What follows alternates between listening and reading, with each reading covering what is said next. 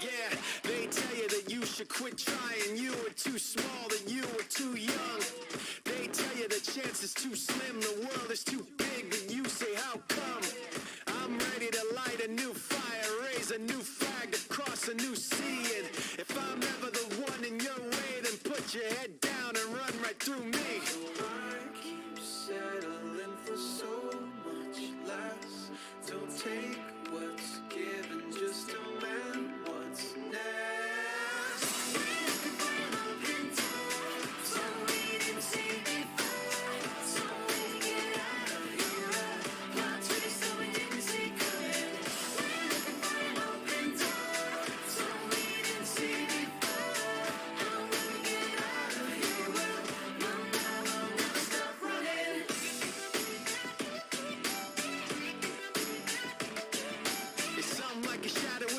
Colossal. Open up your eyes, young one, and be watchful. Behind closed doors, try to write a new gospel. They are not God, they're not even apostles. I come with the dumb drum banging you breathless. Enemies freeze, left bent and defenseless. Straight for the chest of anybody against us. The more they resist it, the more that they tempt us. I keep settling for so much less. Don't take what's given, just demand what's next.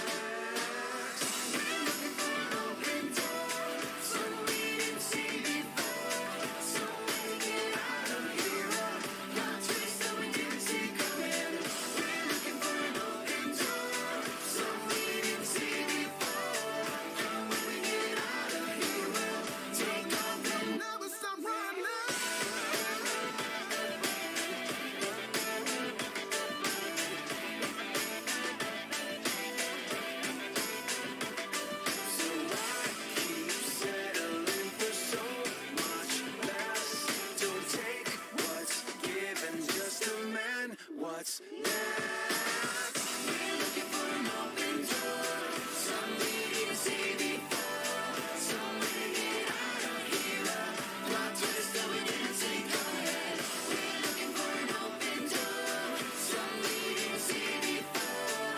Somewhere to get out of here, take off and never stop running. No, no, we'll never stop running. No, no, we'll never stop running. Take that open door.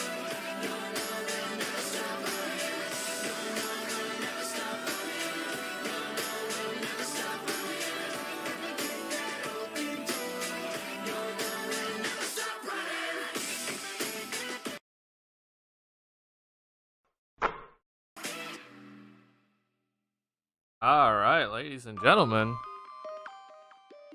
turn down the music a bit here.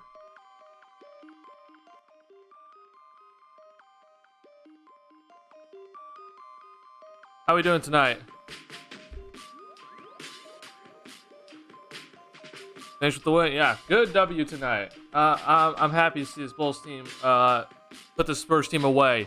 Got a little bit of extra rest. It wasn't a lot of rest for the starters, but I'm happy to see that we're going to be a little bit more rested for tomorrow, because tomorrow is really going to be a challenge for this Bulls team. I'm already feeling that this Bulls team is not going to perform tomorrow, but I'm happy we got some extra rest. Hope you're doing well, Tara King. Good to see you. Oh, what's going on, your goat? Good to see you.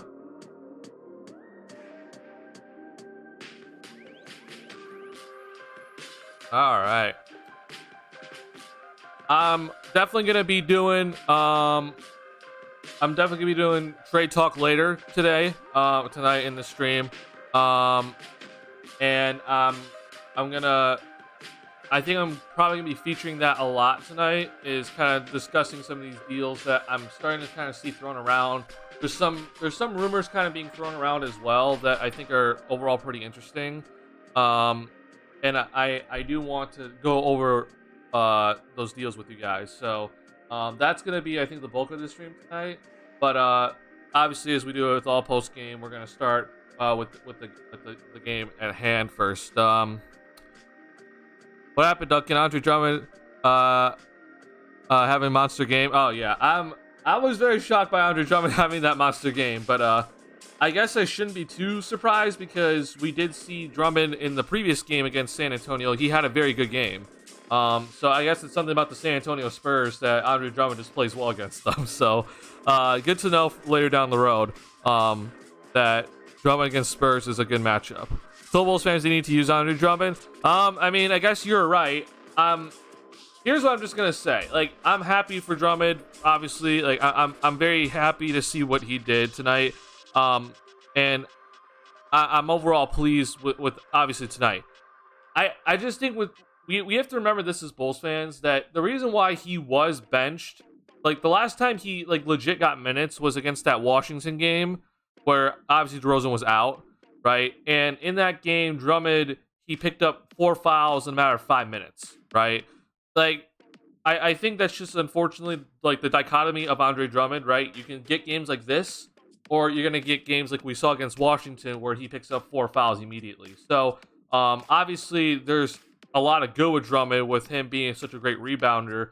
And him being a lob threat, I think, has always been something the Bulls realized and could absolutely use with them. But he also has to make sure that he doesn't make those little simple mistakes, right? And picking up 4 fouls in 5 minutes doesn't work, right? So I think that's like, we as Bulls fans, we have to remember, like, that's why he got benched. And sure, maybe Billy Donovan probably shouldn't have benched him that long, right? And I would also argue that Billy probably shouldn't have benched him that long. But we also do have to remember, like, yeah, there's also a negative part with Drummond that we have to keep under control. I don't expect 21 and 15 from him, every single night. I don't expect him to play how well he played in the previous game every single night as well. It's just these kind of little things with Drummond that we have to make sure we kind of limit his minutes and make sure he doesn't get too out of control, because we have also seen, the plays where Drummond kind of, it's like, huh? Head scratch? But you live with it because he does produce very well. So yeah, obviously fantastic game from him tonight. I thought he made basically all the right plays tonight, and I have no issues whatsoever with what he did. I just won't be shocked against Memphis, though, if he does play a lot of minutes, that it could be going the flip side, right? So I'm hoping that he still continues to play well, because if he does continue to play well and the Bulls don't trade him, that's obviously a plus. But if he is unfortunately consistent, then I won't be shocked if Billy Donovan goes back to that small ball lineup, which I think a lot of Bulls fans don't want. Yeah, if Drummond plays like this, then there's no reason to go small. But he has to continue playing at this good level. And so far, this past week or so, he's played at this good level. So I'm hoping this continues. Andre up his trade value, huh? I wouldn't. Right now, I don't know where exactly the Bulls kind of stand on him. I'm also going to throw out something that maybe Bulls fans are going to be like, oh. If Drummond continues to play this well, like let's say he plays this well against Memphis suddenly, does AK suddenly be like, okay, Vooch, are we just gonna start looking at possible trades for him, right? I don't know what exactly AK has been kind of saying. I think honestly what did happen with the whole Drummond rumors, and there's still Drummond rumors going around, right? I think the reason why that started was because of Andre Drummond's camp, right? I think Drummond's camp put that out there because he was getting DNP CDs, right? So he was like, his camp's like, well, he should be playing at the very least. Hence, we're going to throw out this little trade rumor, right? The Bulls are looking to potentially move on from him. Now that he's playing again, I'm not sure if we're going to see that many more rumors of him. But I don't know, man. AK has some really crazy decisions coming up here, and I'm going to be very interested in what he does. I've always, like, before, Drummond got benched, I've been kind of saying, maybe the signing was to kind of be as a placeholder if they decide to trade Vooch in the middle of the season. And so Drummond could start maybe for the rest of the season, but obviously he'll go back to a reserve role come next season. But then all of a sudden that flipped on its head where it's like, well, it looks like Drummond's got to get traded. And then obviously most recently it's like, okay, well now Bulls fans don't want to trade Drummond at all, right? And it's like, huh? Like, I don't know what to say now. So maybe both are just going to stay here. And you know what? If both stay here, I won't be too upset about it. I do think that there are some moves out there that moving Drummond isn't exactly the worst idea. But if he's continuing to play like this, then keep him, and I won't have an issue with it. So we're gonna really see. Andre Smooth on the basket seems fair with Kobe and DeMar. I think Drummond definitely pairs well more with like the second unit in a sense, right? I think he pairs well with like the Ios, the Dragic's, the Kobe's, the DeRozans. Yeah. I also thought that there was a lineup tonight that got the Bulls the lead in the first quarter, where it was Io, Kobe, Levine, P. Will, and Drummond. I thought that lineup looked very, very solid as well. We saw a lot more threes in that lineup. We saw a much faster pace with that lineup. And just overall, again, better shot selection. Analytically, better shots in that lineup. And I really liked what I saw. And I thought Drummond was a big part of that because he is more mobile. He is able to get up and down the floor much easier. And that helps the Bulls push pace. So, him paired up with guys like Kobe, right, who want to push the tempo, seems to really work out well, just as you said. Duncan, if the Bulls beat Memphis tomorrow and get back to 500, I'm gonna cry. I hope that you don't get too attached, but I will be very happy to see the Bulls back at 500. I'll say that. But just expect the Bulls to not do well after and go immediately back down to under 500, unfortunately. Yeah. And one question, if we traded for Furkan, where would he even fit with all these guards on the roster? So if we traded for Furkan and Korkmaz, to me, the slot he would fit in would be taking over Derrick Jones Jr.'s spot. But in that trade for Furkan Korkmaz, sorry, I hit my mic. In that trade for Furkan Korkmaz, the trade would be Drummond would be sent out, right?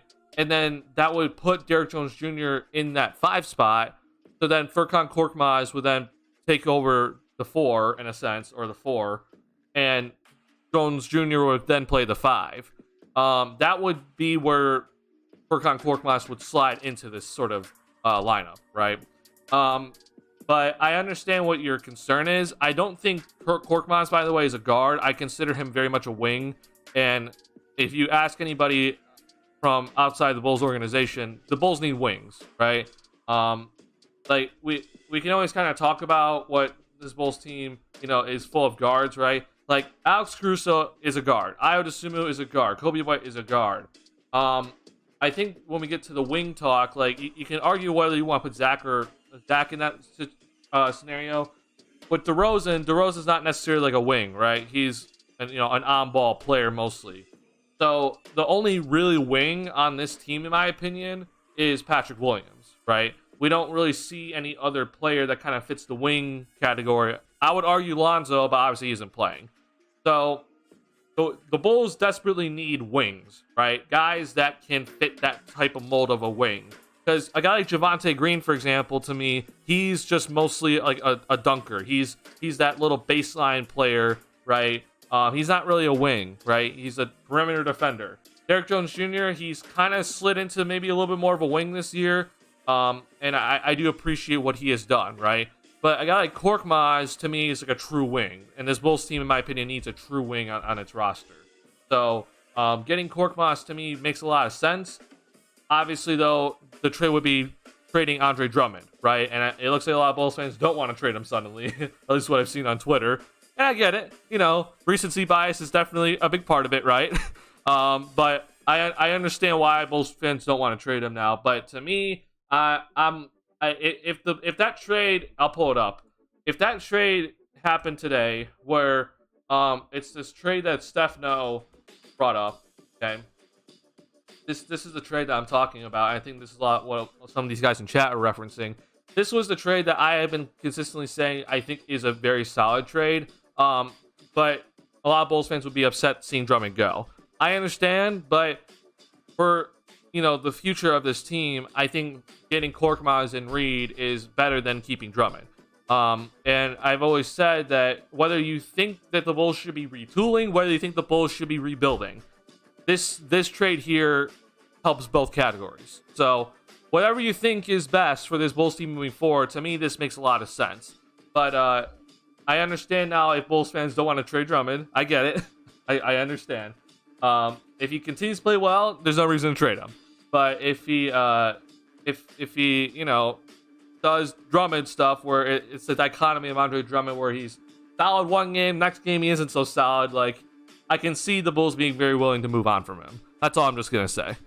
Let's see. This was the best game. Had me on the edge of my seat. This was a very entertaining game, in my opinion. I will agree with that. I was also having a lot of fun with this game, so I enjoyed watching it a lot. Happy 2023. 2022 is gone. Happy 2023. I hope it's better for a lot of people. I think a lot of people in 2022 had a bad year. I don't know why. At least that's just what I kind of got from the people around me. I'm hoping for a better 2023 for a lot of people. I think the roster is fine. It's lost Alonzo Ball in the main reason, but I see we kind of need that to happen to see how we fare against the odds. I also think the Bulls should run DeMar. Are you saying trade DeMar? I'm trying to understand that. DeMar and Zach in different sets like you got in the first two quarters. And I got the next between switching them if necessary. Okay, gotcha. Sally Drummond's probably gone. We'll see. I don't think that's a guarantee yet. I think that there's no guarantee right now with whoever's we think is gone. Like, for some reason, people still think Alex Caruso's untouchable. Like, all I'm just gonna say is I won't be shocked if a team actually I won't be shocked if a team actually gives up 2 first-round picks for Alex Caruso here. If that happens, by the way, we're trading Caruso, and I'd be very happy to give up Caruso for 2 first-round picks. Just saying. So, for all the people that think like anybody's safe, to me, the safest person on this roster is Patrick Williams, and I think that's been kind of the case for all of last season as well. Even if a lot of Bulls fans wanted him traded last year. So to me, it's like no one's on this team is untouchable, but the safest person to me is Patrick Williams. After that, like, I think anything's legitimately possible. But at the same time, I don't expect this Bulls team to make any major moves. So let's just keep this in mind, especially for these like role player guys that we're looking at here, like Caruso, like a Drummond, right, like a Derrick Jones Jr. They could very easily get traded. I think that these guys could very easily get moved here, but we don't have to, we don't have to like stress out about it just yet. Whenever happens, it happens, and I think we as Bulls fans just have to kind of accept that. I do like kind of thinking about it, right? I do like kind of guessing like what could it be, but yeah, let's just prepare ourselves for some of these role players to get moved. I don't expect this Bulls team, by the way, to like either trade a young asset to help win now or to trade a future asset to help win now. Like, I don't expect this Bulls team to be trading any of their picks unless it's a second rounder, and I don't expect this Bulls team to be trading Dalen Terry or Ayo Dosunmu. But again, anything has a price, right? As much as I love Ayo, there is a price. If a team's willing to give up 2 first-round picks for Ayo Dosunmu for some reason, then we ship off Ayo. But yeah, just don't. What I'm seeing right now on Twitter, I'm just a little bit upset by it, is that like I'm seeing people on Twitter say that Ayo Dosunmu and Alex Caruso are untouchable. To me, that makes absolutely no sense. I don't know why you would even claim someone like those 2 guys are untouchable. I think that's just bad business and a bad way to evaluate your team. So all I'm saying is just don't get in that mindset that any of these guys are untouchable. To me, everyone is available if the right trade comes along. Drummond could just not accept this player option and leave also, right? Yes, that is also a possibility. Drummond does have a player option for next season at $3.6 million. So he could just not come back next season if the Bulls decide to keep onto him. He could just be like, all right, I'm gone.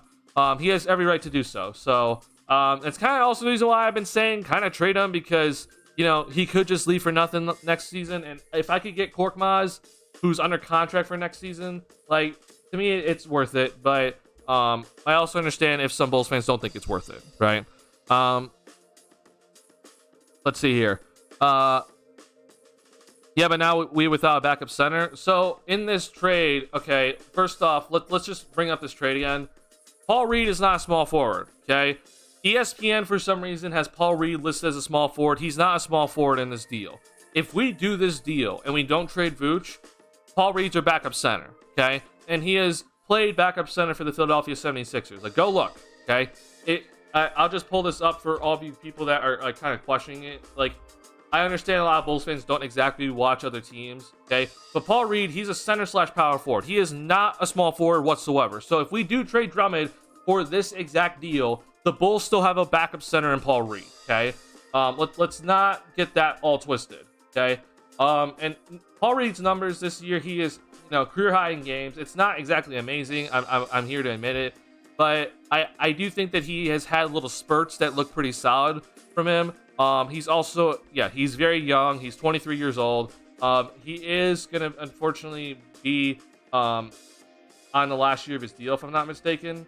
So the Bulls will have to re-sign him, but to me, the Bulls can easily re-sign him because he's gonna be re-signed for very cheap.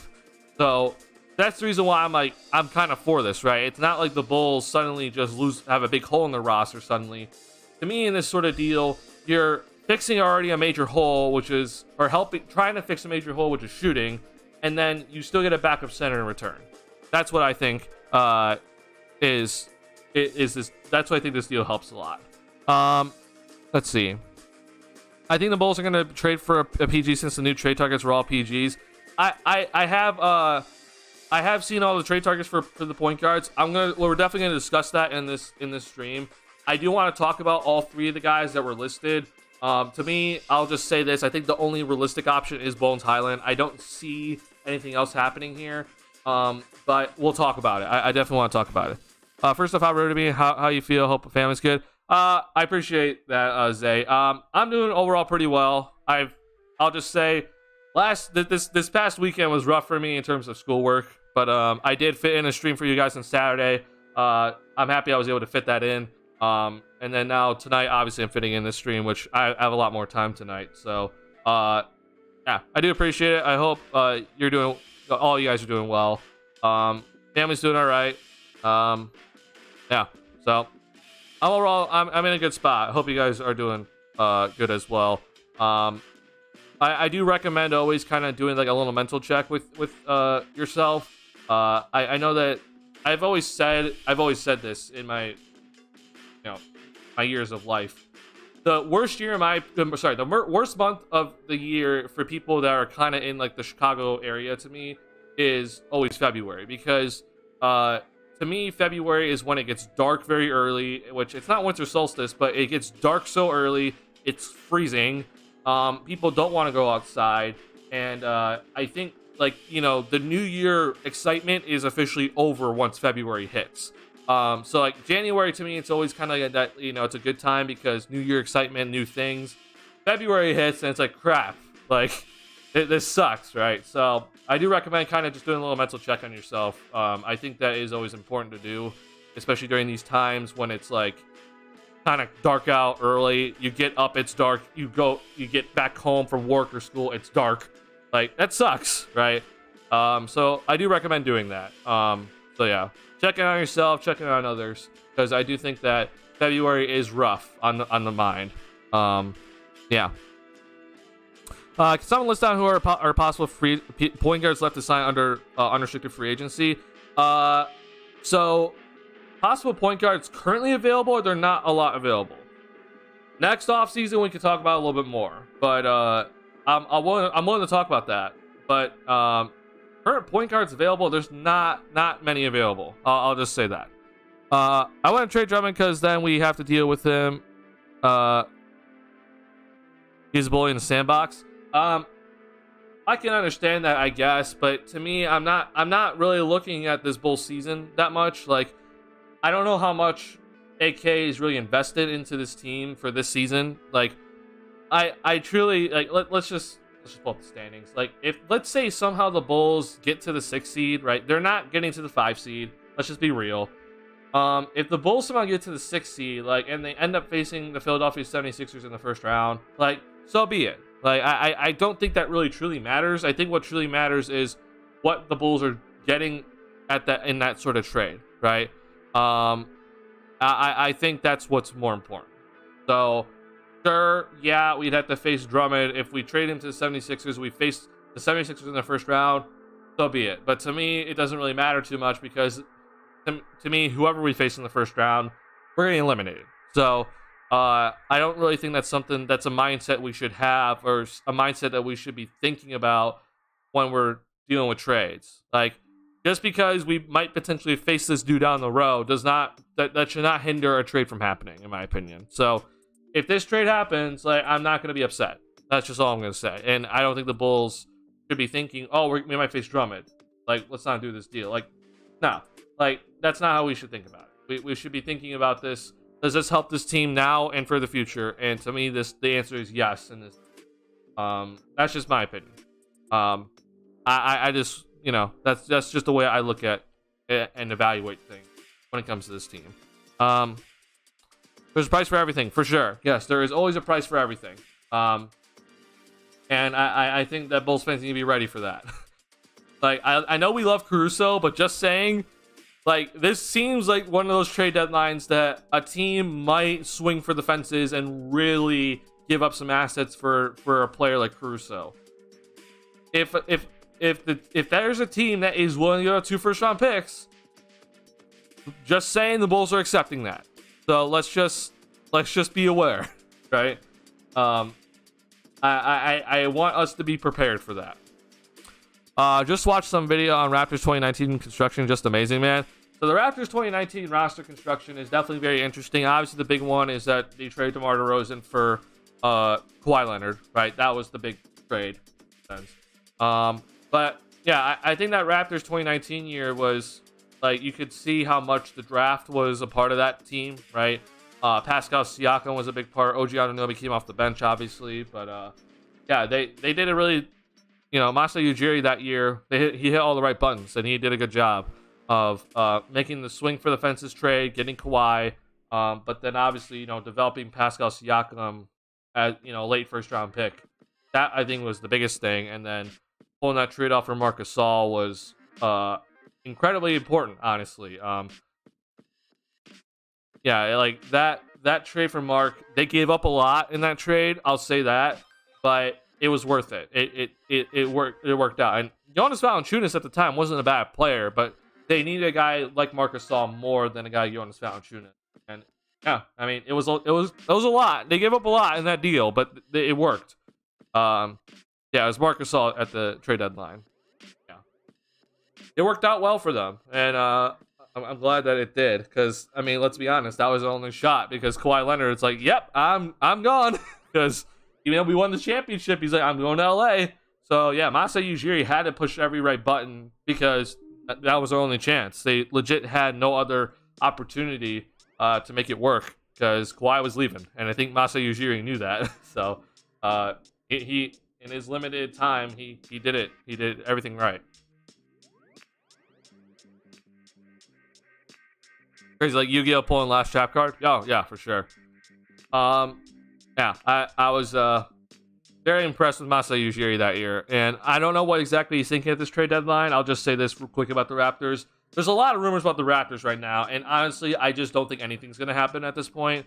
But it's good to be aware of what the Raptors are doing. I'm just gonna say, I don't think Pascal's getting moved. If there's anyone that's gonna get moved, it's OG Anunoby, but I think that's it. But that'd be for 3 first-round picks apparently. So yeah, it is what it is. I don't know. I don't really see anything that's gonna happen. All right, we had a little bit of discussion about Drummond and potential trade with him. I want to get to this game quickly, and then we're gonna get to the point guards that were rumored today. I don't really know if I trust. Is it Amico Hoops? Is that guy that reported about the point guards, the Bulls that were interested in today? I'm not exactly sure the exact Twitter handle, but we'll talk about that. I do want to talk about it, but yeah, we'll get into it after I go over this game. I do want to talk about this game really quickly here. There are some stuff that I do want to hit on. So obviously the Bulls, they shot really well in this game, 56% from the field. The 3-point shooting, man, is just such a big concern for me. The Bulls made 6 threes tonight. Like, this is troublesome in my opinion. But obviously it's a Spurs team that has lost, I believe, 23 of the last 24. It's been bad for them. So not exactly too shocking there, I'll say. But yet again, when I look at like the 3-point shooting, like Kobe took 4. Again, good. I need to see more. I need Zach shooting more than 5. Vucevic took 6, so he's kind of in that perfect realm. But then P. Will only took 2. I thought he passed up a few open threes tonight again. but he overall had a pretty solid game in his limited minutes. He only played 18 tonight. Not harping him too much because obviously he didn't play too many minutes, but I do think that he could have put up 4 threes. So I'll just say that very quickly. I do think he could have put up 4, but limited minutes, 18 minutes only. Bulls dominated the glass tonight. I think obviously a big reason was Andre Drummond. So props to the Bulls for dominating the glass against a Spurs team that does a pretty decent job of rebounding. With Greg Popovich, they're gonna try to rebound, but I do think that we saw the Bulls' experience versus the Spurs' lack of experience, right, at the end of the game, where just things started to go downhill for the Spurs, and then turnovers happened. It was just, quick shots for them. So 18 turnovers to 13 for the Bulls. That's obviously very good. 27 assists. That's also good. So box score-wise, everything just looks good for this Bulls team. I do know that, obviously, the Spurs, they had a lead in that third quarter. I'll just quickly say this. I think that the Bulls did a good job, and we saw some growth where when things were starting to kind of go in the south for them, they didn't look panicked at all. Like, they just kept steady, and they were doing a very solid job of just being like, okay, you know what? This shot should have went in. It didn't for us. We'll just move on. And I think that was growth to see from this Bulls team because we've seen this Bulls team implode against young teams when things start to go bad, right? And I think they did a good job. So I'm very happy to see this Bulls team look a little bit more, what's the word? Just more calm under when things were starting to go bad, right? So props to them. Bulls basically were kind of in the lead the entire game, so I just felt pretty confident in this Bulls team in this one. I know there's some bad moments, especially that second quarter didn't look amazing, but other than that, I mean, the Bulls just they were in charge of this game. So I don't have too much to complain about tonight. Just 3-point shooting to me is just always an issue. I need to see more threes from guys, even if we don't think they're great shooters. That's just I need P. Will to eliminate those mid-range attempts. Some of these mid-range shots from Patrick Williams are just not great. I would like to see those get eliminated. But the big men tonight, I don't want to discount what Vucevic did tonight. I think Nikola Vucevic had a very good game. And obviously, he did not play as much because Andre Drummond was having a great game. So the big man just flat out carried this Bulls team to victory tonight. And I like to say this. I liked where Vucevic got his points, right? Just kind of looking at like the shot charts, for example. Let's just click on Nikola Vucevic only here. Like, to me, this looks very solid in terms of a shot chart, right? He had 6 3-point attempts, a lot of attempts in the paint, and then he did have these 5 mid-range in a sense. I would like to see these cut down a little bit more, but a bulk of his shots were from paint 3, right? That's what we want to see from Vucevic, and I like that. And obviously with Andre Drummond, I mean, it was all paint, right? That's all that's the only place he can score. So, just solid everywhere. And he was 9 for 9, so obviously can't be upset about that. Fourth quarter run was just crazy to watch, and it was all because of Andre Drummond. So, Andre Drummond, he dominated the fourth quarter. He basically took over a game, which I never thought I'd say that this year. But props to him doing that. Bulls, I think, in terms of paint points, they dominated because of the big men. Yeah, Bulls just dominated the paint tonight. 58 points given up in the paint is not ideal, but the Spurs do score in the paint mostly. So, not exactly too shocked by this, but 74 points in the paint. That's great. That's awesome. Let's do more of that. Let's continue to do that. I hope that continues. So yeah, I'm happy to see that. All right. Now, went over the game quickly. I don't really want to talk about any plays tonight. I know I can draw up a few things, but to me, that's not necessarily what I want to talk about tonight. Just to me, this was just Bulls take care of business. And I'm happy that they took care of business tonight. But there's a couple things I want to talk about here. The first thing I want to talk about is this whole rumor about the Bulls potentially being interested in some of these guards that were listed. I'm gonna pull up Twitter here on my side monitor and try to figure out if I could find the article here.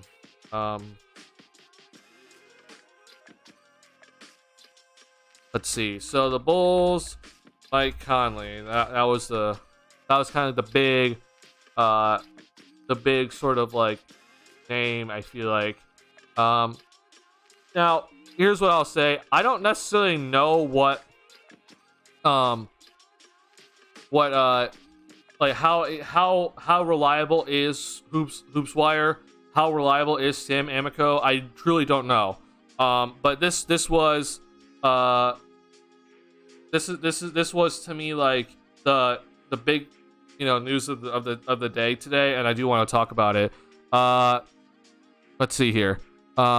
Since Iowa need to get more hit on a second round pick, I guess, but the Bulls have only had 2 second round picks, and Marco was the other, so I'm not too worried about that right now. Do we have any for this year's draft? The Bulls don't have a second round pick this year, unless I think this Denver pick or something is like, it might even say it here. But no, the Bulls just don't expect the Bulls to have a second round pick this year. There's like a Denver pick that has to be like 47th or worse or something, then the Bulls would get a second round pick, but I don't see that happening personally. So let's not talk about that for now. I'll get to draft stuff in a second here. Do we think we'll get Kyrie? Kyrie's traded to the Mavericks, if you did not know, Taro. Kyrie's traded to the Mavericks. That deal just got finalized today. Yeah. Why are the Bulls interested in Willie Hernan Gomez? I'll explain that also. That was also another rumor I want to talk about. But to me, it's just the Bulls, they're kind of thinking like, here's what I think was kind of the case. Like, if they do trade Drummond, right, then if they don't get a backup center in that sort of deal, then they would get a guy, Willie Hernan Gomez, which I believe it's pronounced Billy and not Willie. So yeah, I think that's kind of the reason why, in like just a grand sense of it all. I'll explain a little bit more though. I can see kind of the reason why, like in terms of play style, right? But yeah, we'll talk about that in a little bit here. So this was sent out here today. Okay, so Bulls rumors about Alex Caruso, Ayo Dosunmu, and potential trade targets.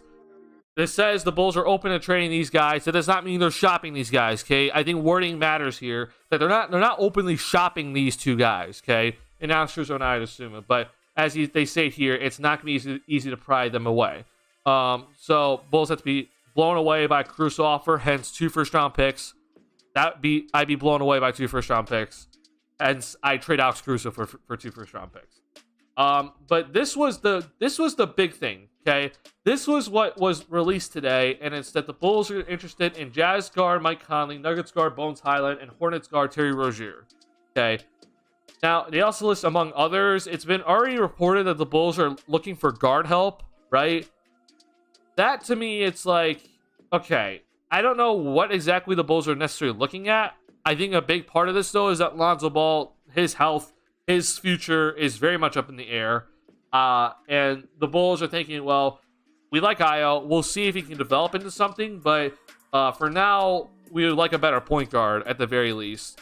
If Ayo develops into that point guard, great. But we still need guard help no matter what. We still just in general need like an actual playmaking point guard. And Ayo has kind of fulfilled that. But other than that, we don't really have that on this roster. I think Dragic is kind of turning into more of a scoring guard in a sense. But he...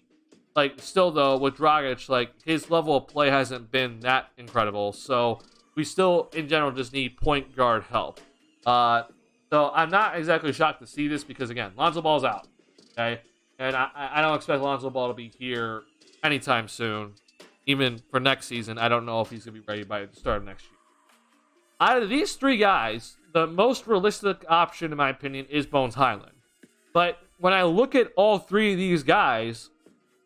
okay, I have an issue with the contract situation. Like, I just don't know how the Bulls can even pull off a deal with any of these 3 guys, okay? And the reason why is, let's look at this.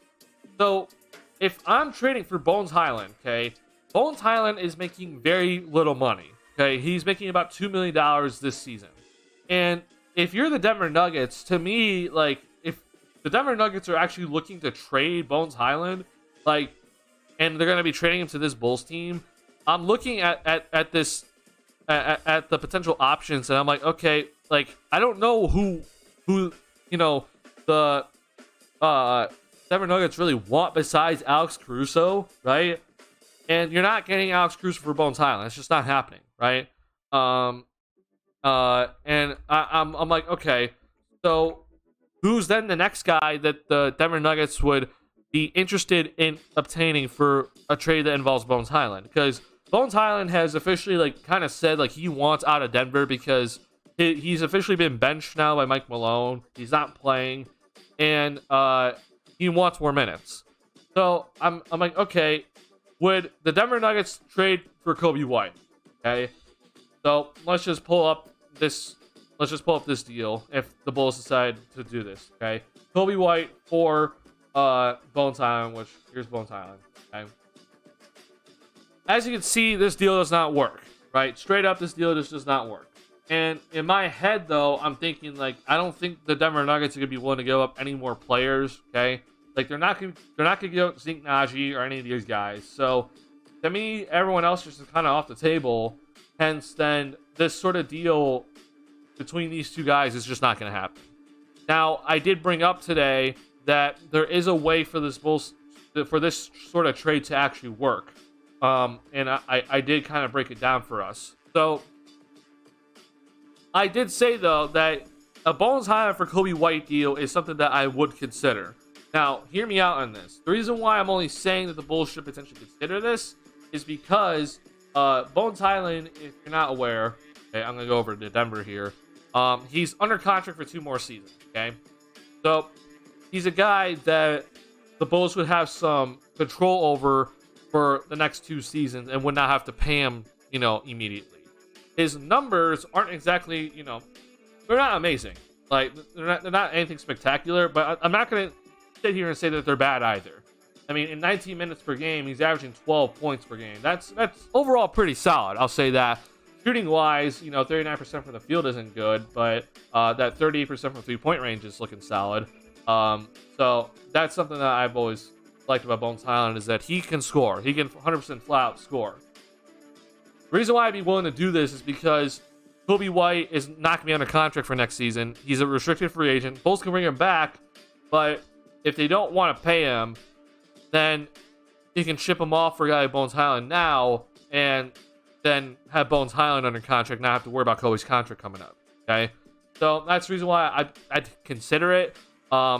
It does kind of seem very lateral, right? But I also think that it helps this Bulls team more in the future, right? Because as good as Kobe has looked this year, and he had a great game tonight, I just don't know like what his ceiling is. And I think with Bones, like we still have a little bit more time to kind of figure out his ceiling. And at the very worst, to me, he kind of fills that Kobe White role with what he is right now, right?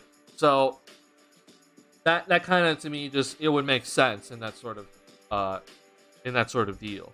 But for again, like I just said, for a deal like that to take place, a Kobe White for Bones Highland swap does not work contractually. So the way that this would have to work is that the Bulls in Denver would have to basically agree to a Kobe White getting sent to Denver for basically nothing, okay? And Denver would have to absorb his contract via a trade exception that they have from the Monte Morris trade, which is about $9.7 million. So that trade would have to happen separately, where Kobe just gets sent to Denver for basically nothing, okay? And then a second trade would have to happen, where the Bulls would then also have to send Goran Dragic for Bones Highland. And then that swap would happen. And then probably in this sort of deal, the Bulls would get a second-round pick in return, because then the Bulls are sending out both Kobe and Dragic, right, for Bones Highland. And so then it would basically be Bones Highland and a second-rounder for Kobe White and Goran Dragic. I think that would be the whole structure of this deal. That's honestly, in my opinion, the only way that this happens. I don't think the Denver Nuggets trade Bones Highland straight up for Goran Dragic. Like, I don't see that happening. Derrick Jones Jr. can't be traded, so I don't see him getting traded, obviously. And I don't think the Denver Nuggets want Andre Drummond because they have multiple backup centers already.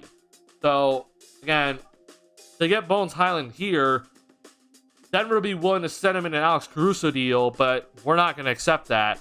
So, to me, Bones Highland, I don't see this happening. And I just drew up the type of trade that would have to happen for Bones Highland to get here. And as you can see, you'd have to jump through a lot of hoops, right? Just for this to work out. So to me, the chances of this happening is extremely low, and I just don't see how Bones Hyland even gets here. Now, a 3-team trade is always a very big possibility, so I can't rule that out.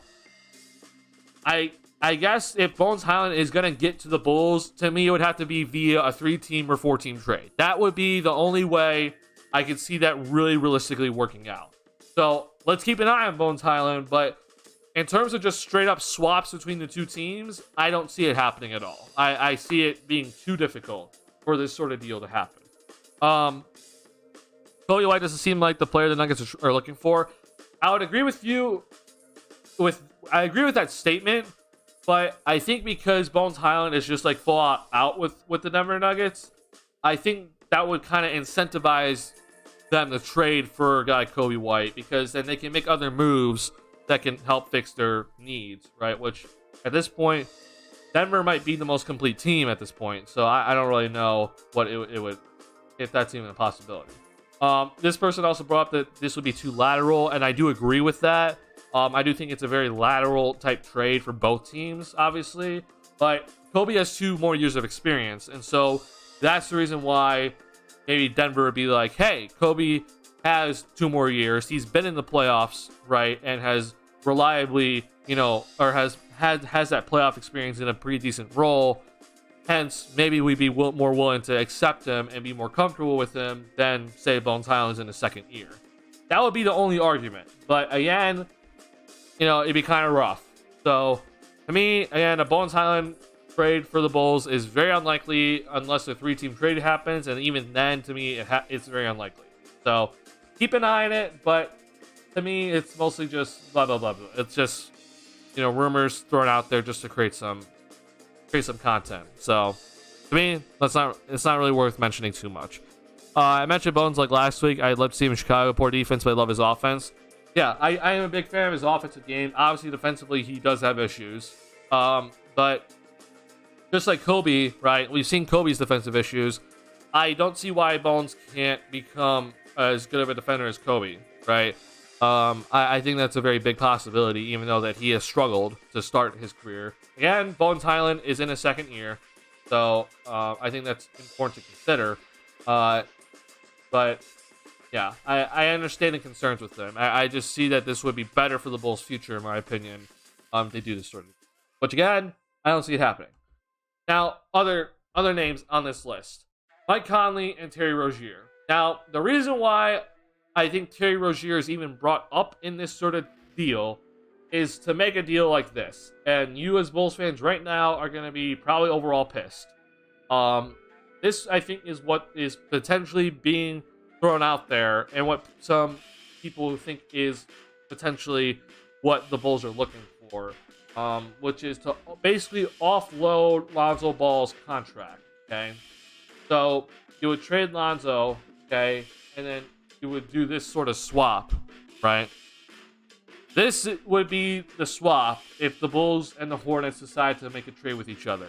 And in this deal, the Bulls would have to send it their Portland pick to make this sort of deal work out. Now, I don't hate Terry Rozier. Like, I really don't hate Terry Rozier at all. But to me, this makes no sense.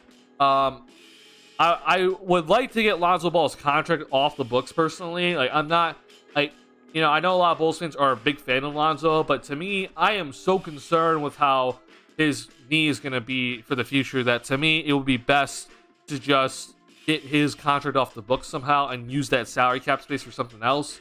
But this is not the trade to do that, right? Because in this trade, you're not getting his contract off the books. You're taking money back in this sort of deal, and you're giving up a first-round pick, which to me is just not worth it. The Bulls have already limited assets, so just giving up that first-round pick to me is just not worth it whatsoever. Terry Rozier is then under contract for next season, and then the year after that, and then this year it's partially guaranteed. But Bulls will basically have 3 years of control over him. So I can kind of see why the Bulls would be interested. Like, you get off Alonzo's contract, you get an actual starting point guard in this deal, but to me, again, it's just not worth it. And I think this is more so the Charlotte Hornets kind of wanting this deal to happen, because then you pair up the Ball brothers, and if Lonzo ever gets healthy, then you got LaMelo and Lonzo playing together, and then you get a first-round pick out of it, which, again, to me, is not worth it. So, I'm just going to say this, wipe this off the boards. No reason to even talk about it, okay? Now, last trade here is Mike Conley, and this is a guy that I've actually, like, I've looked into Mike Conley before, but not this year. I looked into him not last offseason, but the previous offseason. But Mike Conley is obviously, he's 34 years old now, so I think that'd be a little bit concerning, and then he'd be 35 the year after, and then 36 the year after that. Already concerns, right? I think there's already big concerns about that. Okay, now, unfortunately, again, if this sort of deal was going to happen, it would yet again be throwing Lonzo Ball in this deal. Like, I think that's like the kind of what people are thinking is the best way to do such trades, right? There is a way to make this work. I'll pull it up in a second here, but there is a way to make this work, but that doesn't involve Lonzo Ball. But I just don't know why the Utah Jazz would accept it, unless the Bulls are giving up multiple first-round picks. So, again, giving up multiple first-round picks for Mike Conley, who is 34 years old, makes no sense. And I honestly think giving up any picks for Mike Conley, unless it's a second, doesn't make any sense. So, I'm just going to full out say this again. Wipe this one off the boards. To me, there's nothing behind this whatsoever.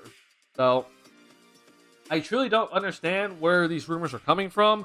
I'm aware that people are thinking that the Bulls are interested in guard help. I do think the Bulls are interested in guard help, but it has to be through trades that don't give up future assets. Okay, and the Terry Rozier and the Mike Conley trades, they're going to give up future assets, and the Bulls just don't. I just don't see that happening. I truly don't. So I don't know what's going to happen, honestly, but to me, Terry Rozier, Mike Conley trades, just to me, wipe it off. I think this is just more so to bring up discussions and put out reports and get the clicks. So, you know what? They got us in discussing it, but I'm not really buying any of these rumors. So again, the Bones Highland one, I can kind of buy it, right? Especially if another team's involved. But these Conley and Rozier rumors just don't make much sense to me whatsoever. So I don't know why these were brought up. But yeah, I have a rough time believing in those two. It's a Lakers trade. I thought it was a ridiculous Westbrook trade. Yeah, no. Just saying, I think the Bulls don't want Russell Westbrook whatsoever. And I know that there's all this discussion about Russell Westbrook and the 2 first-round picks of 2027, 2029 with the Lakers. Bulls aren't accepting that, okay? Like, let's just get that out of the way. The Bulls are not accepting those picks in Russell Westbrook for any trade, okay? Whether that's for Zach LaVine, whether it's for DeMar DeRozan, for Vucevic, I don't care. It's not happening, okay? I truly don't know why Bulls fans even want it to happen. It doesn't make any sense.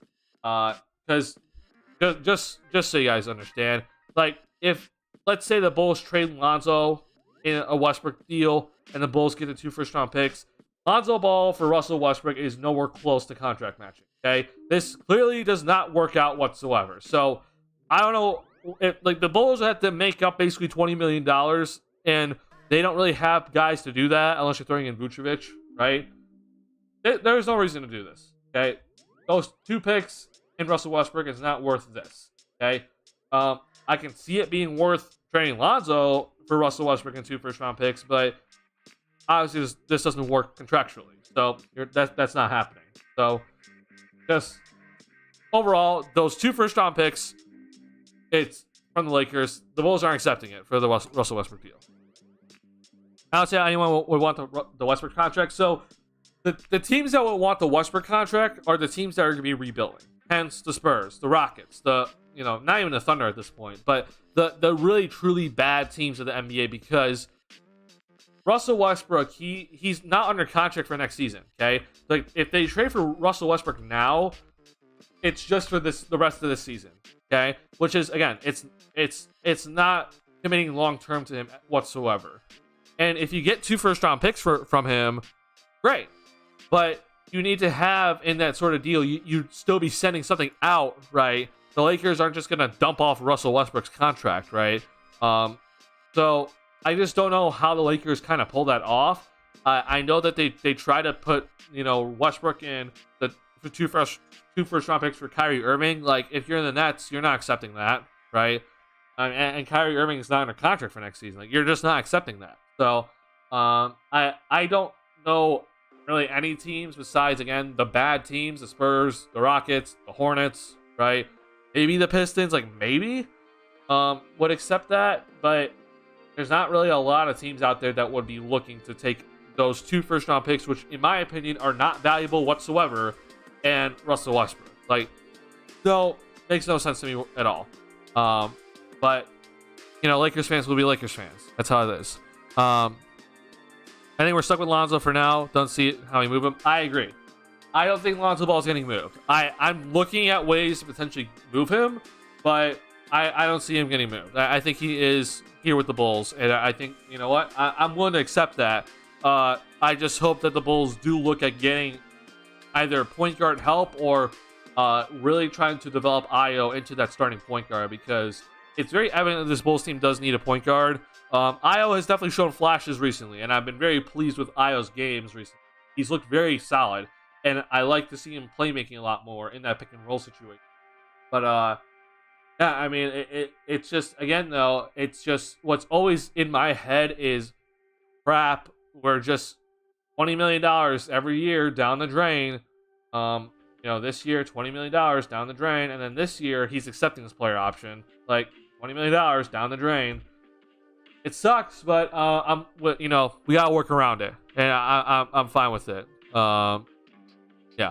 I wanted to wait. Sorry, Lakers fans thought Westbrook and 2 first-round picks were a better deal than what Dallas offered for the Nets for Kyrie. Talk about delusional. Oh yeah, just saying what the Brooklyn Nets got for Kyrie Irving is honestly shocking to me. Like, the fact that they got 2 starting caliber players and a first-round pick and 2 seconds, like, just that itself, that's an absolute win for Brooklyn. They got a lot back in that deal, and I 100% agree with you, Cucklord, that getting that deal from the Dallas Mavericks is extremely more valuable than getting Russell Westbrook and 2 first-round picks. Like, that, by far, Spencer Dinwiddie and Dorian Finney-Smith is, to me, more valuable than Russell Westbrook and the 2 first-round picks. And on top of that, the Brooklyn Nets got a first-round pick that's unprotected, that's in 2029.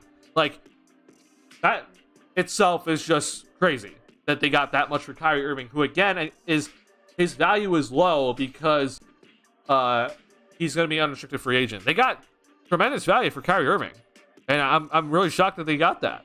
I know the Clippers, they offered Terrence Mann, which I was shocked that they did offer him, but the Clippers offered Luke Kennard, and I'm going to guess Robert Covington. It wasn't exactly specified, but yet again, I would take Spencer Dinwiddie and Dorian Finney-Smith over Luke Kennard and Robert Covington. And Terrence Mann's nice, but still, though, I'm taking Spencer Dinwiddie and Dorian Finney-Smith. So, yeah, I'm shocked with that return from Brooklyn, honestly. Bulls not breaking this team up, guys. Forget about it. We are never satisfied. Not to say this season has been great, but we are going to do it. But what are we going to do with the trade? Say damn thing. I'm going to do the same damn thing we're doing now.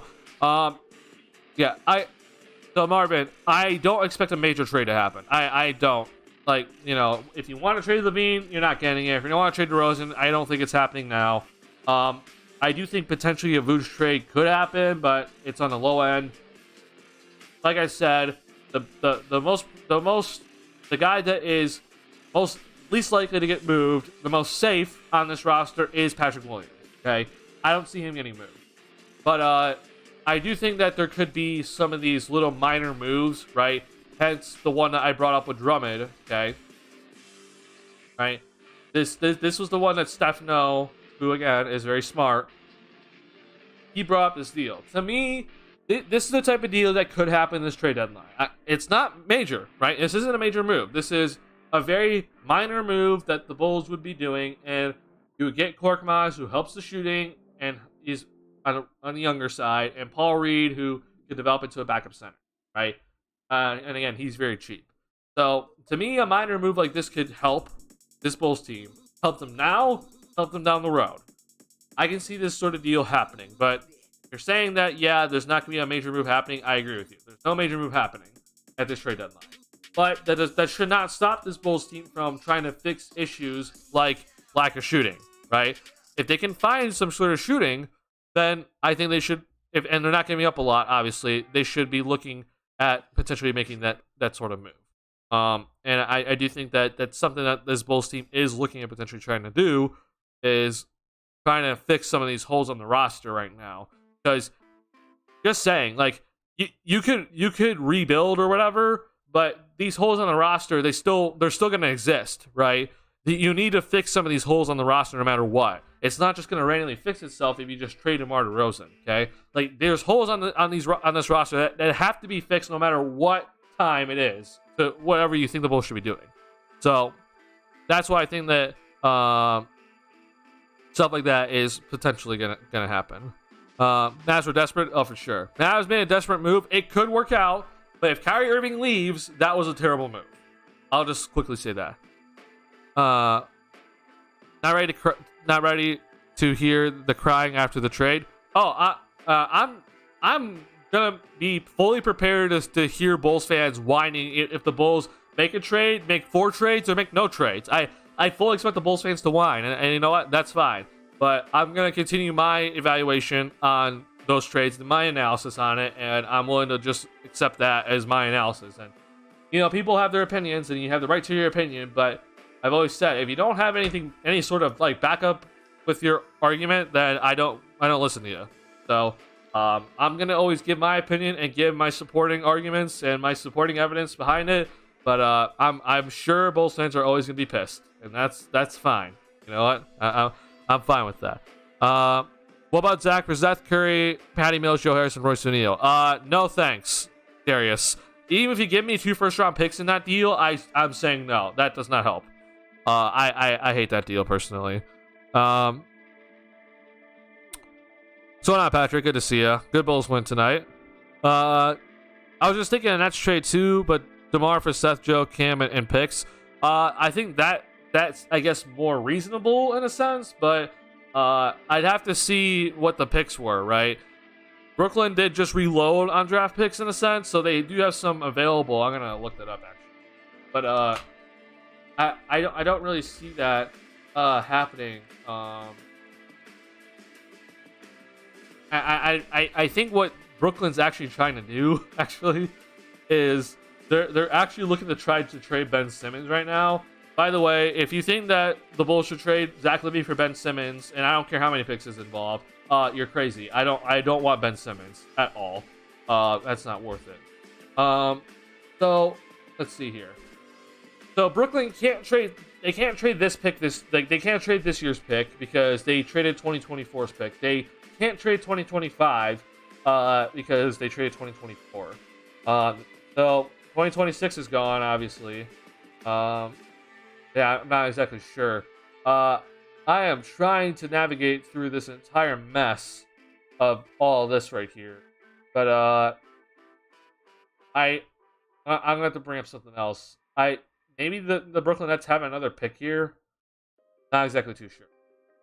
Now let's see here. They have for 2027. This is when I think they can start trading. So this is a pick swap. So they have a pick here, but they can then trade this pick, right? I believe this was in the James Harden deal. So they can trade this pick right here, and then they can also trade potentially this pick as well.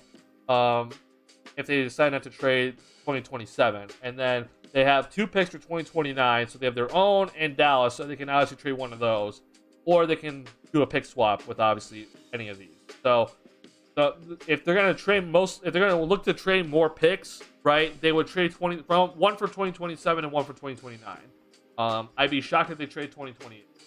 So yeah, that Brooklyn would have like 2 first-round picks available, but that's it, honestly. And it's down the row, which to me is just, it's not as valuable, right? Yeah.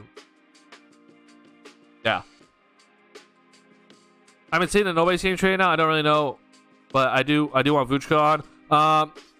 The reports, Patrick, is that the big three of Levine, DeRozan, Vucevic, they're all staying. But to me, I'm in agreement with you that I would like to trade Vooch, but I don't think AK is looking to do that. Yet again, though, I'm just gonna keep reiterating this, that these Bulls rumors, like, you know, Hoops Wire, I appreciate what with this report, but like, to me, from what we've seen from this front office, okay,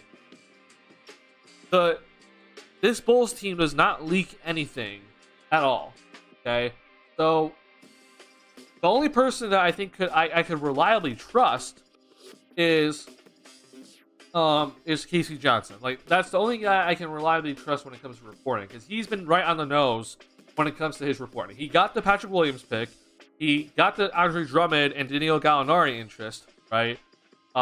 He also was the guy that reporting about Lonzo Ball in the offseason, of course. And the only other person that has got something right was Brian Windhorst when he reported about DeMar DeRozan.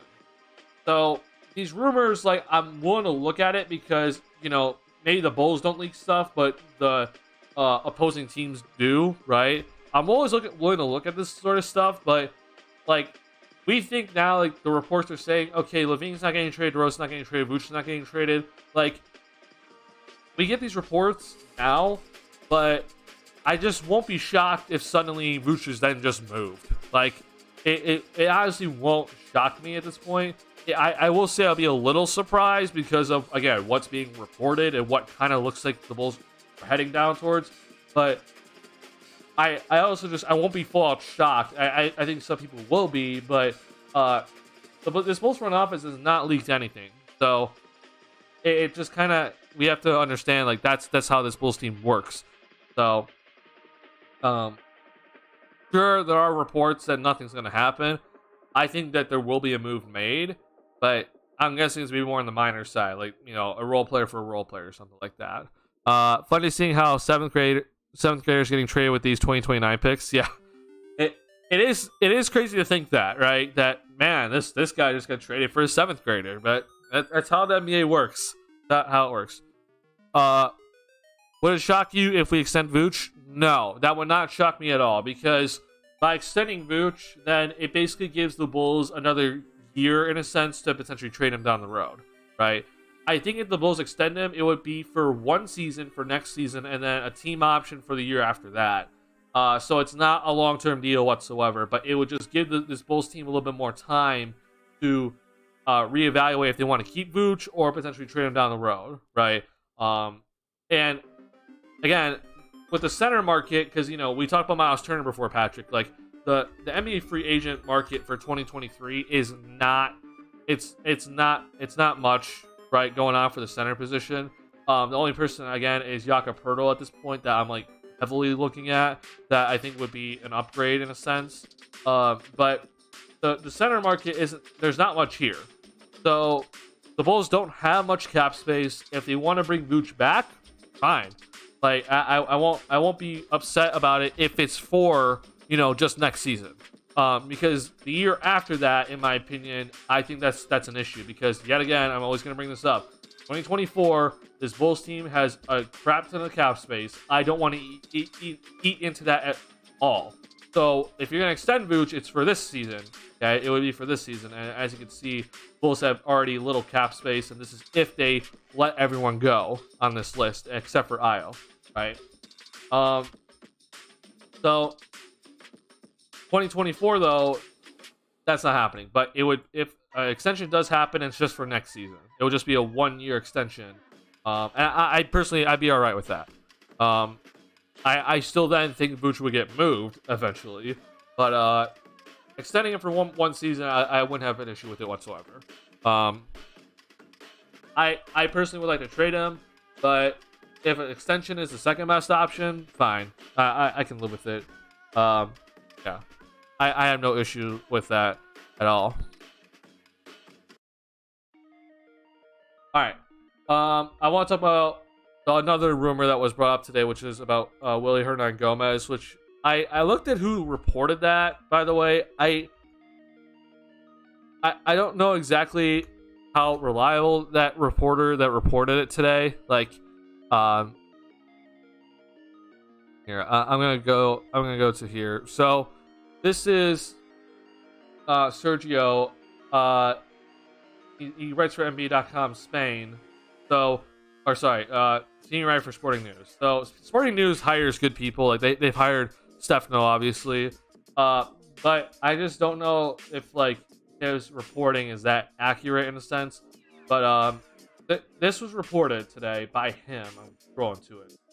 But this is what was being reported. Okay, so if you translate it, this is Hernan Gomez wants to leave. So this obviously, sparks a rumor for then the Bulls because, as you can see here potential interested, which is Washington, Milwaukee, and then the Bulls. So people already asked earlier in this chat, like, why would the Bulls trade for Hernan Gomez? And the reason why, in my opinion, is if the Bulls do trade Drummond, right, Hernan Gomez would be a guy that can come in and fill up that backup center position. Hernan Gomez is not playing in New Orleans right now. He has strictly been on the bench and is getting no playing time. So if the Bulls would trade for him, he at the very least would be basically playing every single game and would be getting backup center minutes. And I feel like Billy Hernan Gomez has been like a pretty alright player in his career. I haven't had like much of an issue with it. So doing this sort of deal, like, it honestly doesn't shock me that much. He could be a pretty alright backup center in my opinion. And if the Bulls are looking for that, if they're trading Drummond and they need a backup center, this would kind of be the idea, right? Now the other thing too is this, like, I know it just as Patrick kind of brought up here, like he wants Vooch moved. Like if the Bulls end up trading Vucevic and then Andre Drummond is then the starting center, like then here's Hernan Gomez as your backup, right? I think that's kind of the only reason why I could see this sort of happening.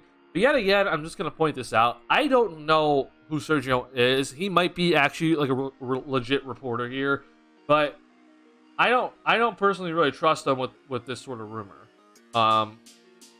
So to me, I think we're just kind of at this moment right now where it's like team names are being thrown out there for anybody. Okay, this player potentially is going to be moved. Okay, these teams are interested in him, right? I just kind of think that's just how it's going right now. That's fine, but like I don't know how much we can kind of say like this is like an actual report and more so just a speculation, right? I really don't think that this has much behind it. So I can see why, but I mean, like with the Mike Conley and Terry Rozier rumors that happened today, I think you wipe this off the board, personally. Unless something else happens like in the near future here, which, I mean, I'll be streaming tomorrow, and something could happen tomorrow. But I just don't know why the Bulls would really be looking into him. Obviously, if they make a trade, if they trade one of their centers, you would look into Hernan Gomez. But if that's not happening, then I'm a little confused. So, yet again, I'm just going to say, take it with a grain of salt. Might want to wipe it. Yeah, and it's kind of already been reported, like, the Bulls aren't exactly looking for big man help. So, I don't really know why this was. So, again, Sporting News is a possibility, but I'm not really too sure. Now, this right here, he's saying here that the trade would be trading Billy and a second rounder for Drummond. I can kind of see why the Pelicans would want to do that, because I feel like they've always just kind of had an issue with backup center. I know Jackson Hayes has been playing, but the Pelicans, when Valanciunas is off the floor, like, I feel like Zion's kind of like their backup center, right?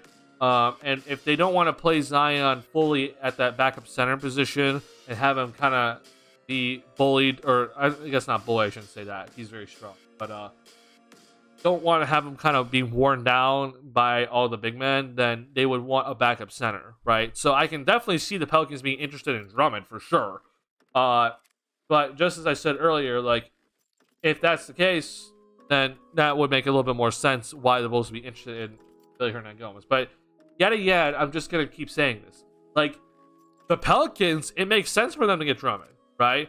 Hence why maybe the rumor is then started of like, oh, Bulls are interested in Billy Hernangomez because the Pelicans are interested in Andre Drummond. Like, let's think of it, let's reverse engineer it, right?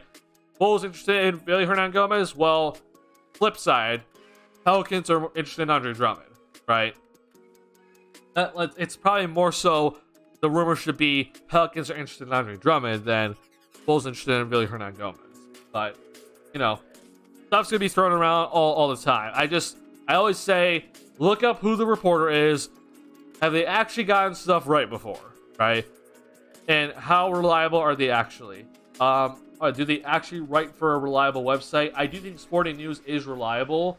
I have not come across Sergio before whatsoever in my time watching and analyzing the NBA. So no disrespect to Sergio, I'm just I've never seen his name before. When I've never seen him report stuff, his name come in when anybody's reporting trade rumors. So I'm not really here to discredit people, but I'm also here to say, like, let's double check our sources, right? Because I'm sure so many people are just gonna be throwing out stuff just to get the clicks, because this is the time when we see clickbait really start to get people. I think it's pretty annoying, by the way. There's some clickbait stuff that's like, all right. Were there any other rumors today? I feel like that was all the rumors. Let me know if I missed one. But we covered the three guards that were listed today, which was Mike Conley, Bones Hyland, Terry Rozier, right? We talked about Hernangomez, obviously. And then we covered Ayo Dosunmu and Alex Caruso and their trade value, right? But I don't think there was anything else that was listed today. Correct me if I'm wrong, though, but I don't think anything else was really listed, right? Yeah, I think this was just everything for today that came out. Yeah, I'll be very interested. I got, to me, a lot of the stuff listed today has not a lot behind it, but keep an eye out, because I do think that a minor move could be on the horizon here, like Drummond potentially. So just keep an eye out for some of these things. I will say that if this Korkmaz sort of rumor is legit, I do think that's something that the Bulls should be in on. I think it would 100% be worth it if the Bulls can get Korkmaz for cheap. So I just want to say overall, just keep that in mind for us, that if this Korkmaz rumor about him actually wanting out of Philly, which again it would make sense if he actually wanted out of Philly, right? He hasn't played, so if he truly wants out of Philly, then I think the Bulls have a spot for him here. So keep your eye on this one, because I can see a guy like Korkmaz being a guy the Bulls could want for sure. Let's see here. 5 Billy's clown who kept Drummond out of play. I do think Billy deserves some criticism for not playing Drummond. Yeah, I did start this stream by saying this, El Trapo. The reason why Andre Drummond was benched is because in that Washington game where the Bulls lost that Washington game, was the first game that DeMar DeRozan was out, right? In that game, Andre Drummond, he picked up 4 fouls in 5 minutes. Okay, hence it's like that can't happen, right? Backup center can't pick up 4 fouls in 5 minutes. It's just not allowed. So we have to understand why he was benched. Do I think that he was benched for too long? For sure. He should have been playing a lot earlier. Maybe bench him for a game or two and then you move on. But I am in agreement that Billy deserves some criticism for not playing Drummond earlier. And it's crazy to see even a guy like Casey Johnson. Like, Casey Johnson has been like the most objective Bulls writer I feel like in modern day, right? And he was even saying Andre Drummond should be playing. So if Casey Johnson is saying that, like, you know that something's wrong with whatever decision was made, right? Hence, yeah, Billy Donovan 100% is in the wrong when it came to Drummond's minutes. But give credit to Drummond for being professional and for sticking through that whole thing, and then coming out, and he's performed very, very well in his time that he's been back in the lineup. I want to ask, if the current Nets roster is fully healthy, would you have Ben Simmons start? If the current Nets roster is fully healthy, Ben Simmons starting, I personally would not, but I think unfortunately for them, they don't really have much of they don't have much of a choice, right? I do want to pull this up actually.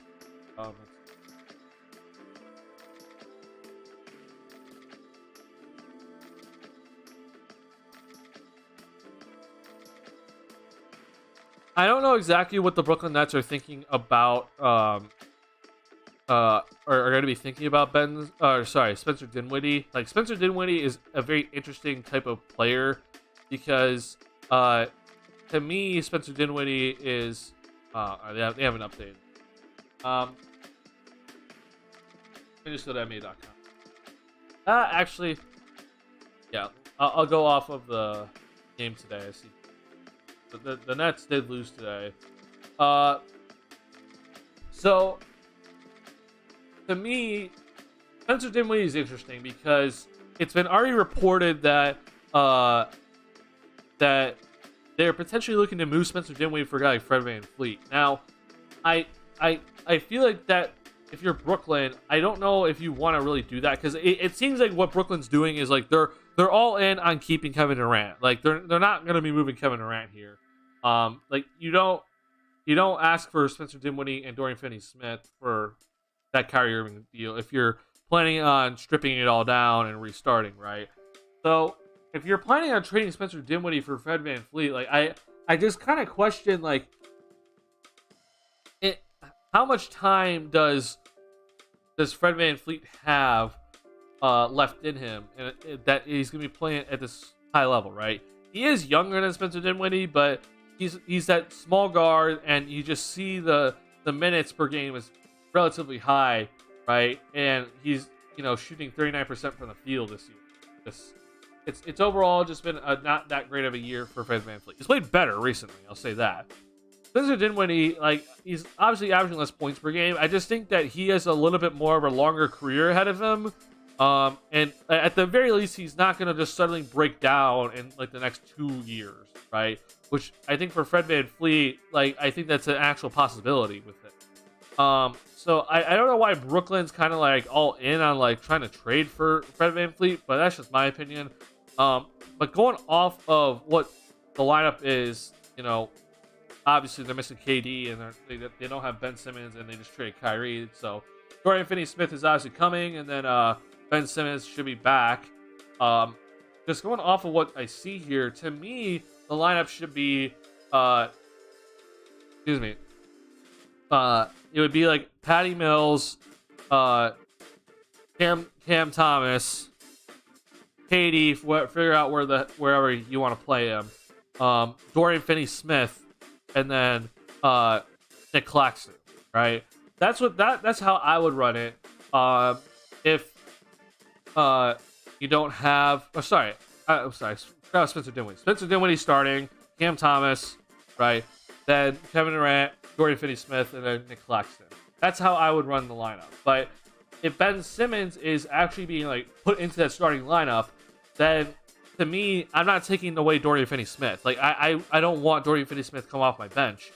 So if there is a spot for Ben Simmons when everyone's healthy, it would be the starting point guard spot. I just don't like Ben Simmons running the point. Like I hate it. I hate that idea. And Ben Simmons has mostly been running the 4 for the Brooklyn Nets this year. So to me, running him at the 4 is best. But with the most recent trade, you can't do that, right? So if you're starting Ben Simmons, then it would be a lineup of Ben Simmons, Spencer Dinwiddie, Kevin Durant, Dorian Finney-Smith, and Claxton. That would be the lineup. But it just, to me, the better lineup is to have Cam Thomas in that starting lineup. Because obviously he's been on a tear.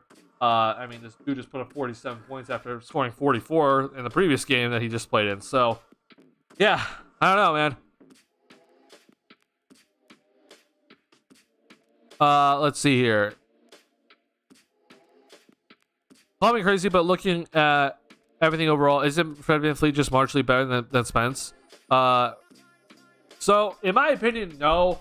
Like, I just think, like, is Fred VanVleet the better player right now? For sure. My thing is this though. Like, Fred VanVleet in that Brooklyn lineup, like, I have questions because he's shooting so low percentage. Like, he's under 40%. And shooting wise, he's at 34%, which again, it's a much lower number than usual. Okay, Spencer Dinwiddie, you know you're getting a 40% 3-point shooter with him, and I just feel like next to Kevin Durant, you would want that, right? Now, I understand if you're gonna argue like, hey, well, Fred VanVleet's a better playmaker. I don't think Spencer Dinwiddie's that bad of a playmaker. I do agree with you that Fred VanVleet's a better, like, more pure point guard in a sense, but I don't think it's that marginally different. And as I just said earlier, like, my biggest fear with Fred VanVleet is that he's going to break down in the next year or so. Because, yet again, small guards, they go quicker. Spencer Dinwiddie, obviously, he's 6'5", he's 215. He's going to last longer. And I think because KD is locked in for the next 3 years, you want a guy that is going to 100% be available the next 3 years. And to me, the better bet is Spencer Dinwiddie. Also, this is the part that I'm like also just confused about with that whole report about, you know, potentially trading Spencer Dinwiddie for Fred VanVleet. The Dallas Mavericks, sorry, the Brooklyn Nets, if they trade for Fred VanVleet, they have to pay him this offseason. Okay, like, it's basically having Kyrie Irving's situation again. Obviously, Kyrie, you know, drama, you know, wants out, but they have to pay Fred VanVleet this upcoming offseason if they trade Spencer Dinwiddie for him. And that, to me, I think is a little bit more concerning because, like, Fred VanVleet, he's going to be asking for a max. Like, he's not going to be asking for really anything less, or I should say close to a max. He has a player option for next season. He's going to decline that. Like, he's 100% going to decline that. So I think that's just kind of also the way I'm thinking about it, is that Spencer Dinwiddie, he's under contract for next season, and I think it's just going to be relatively cheaper when you decide to pay him. Fred VanVleet, because he's been an all-star before, he's going to want more money. And I don't know if Brooklyn wants to do that. Again, you know, a guy that could potentially break down. But that's just the way I look at it. I guess if you're Brooklyn, you're not worried about the money, and you want, I guess, the better player now. That's fine. If you want to do that, I'm not here to stop you. I would just personally keep Spencer Dinwiddie because I do think that he is a relatively solid player, and it would be cheaper moving down the road, and does, in my opinion, at least similar production in a sense. But yeah, thank you, Ben. Ben next to Claxton is very limiting with spacing. Oh, for sure. I think Ben Simmons next to Nick Claxton is very concerning, and I actually think, because, like, just saying, I have loved what Nick Claxton has done this year. I think Nick Claxton has really shown out this year, and he honestly, in my opinion, should be in the discussion for Defensive Player of the Year. I mean, the dude's averaging 2.6 blocks per game.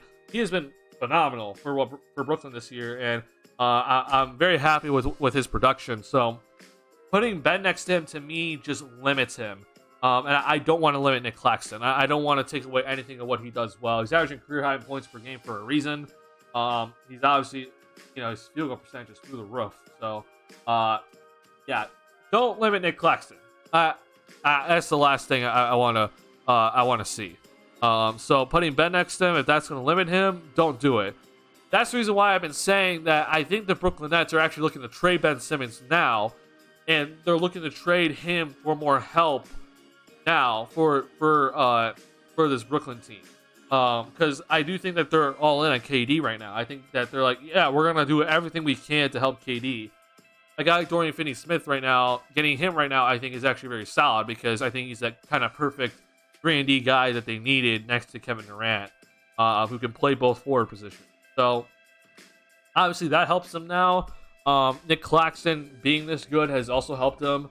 So if they're gonna trade Ben, which the report is that he has no trade value right now, like that's why I'm just like, what are you gonna do if you're Brooklyn? If you're actually looking to trade Ben, like you have to take something where you just don't really get what you want in return, right? You're not gonna get a star player in return, obviously. You're just gonna get solid role players and maybe a pick.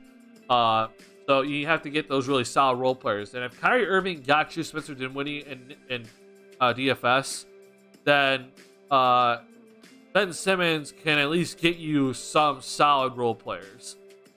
Maybe not a pick, but at least some solid role players, right? So that would be the trade, right? And let's be honest, guys. Ben Simmons right now, I'm aware of how good he is defensively, and when he's right, I do think he is an All-NBA defender. But he's pretty much kind of like this hybrid role player right now, right? That has the ball in his hands a little bit more than usual. Let's just be honest. He's not an all-star right now. He is mostly a role player. So I think that's important to kind of note that if the Nets actually do try to trade him, that it would be hard for them to get a star or a very quality starter player in return for it. Because I think also some people are thinking, well, what if they try to trade Ben Simmons for Fred VanVleet, right? Like, I don't think the Raptors are gonna be very happy about that sort of deal. Like, they're gonna be like, nah, like you gotta make sure that you give up Cam Thomas and some, at the very minimum, 2 first-round picks if that's gonna happen.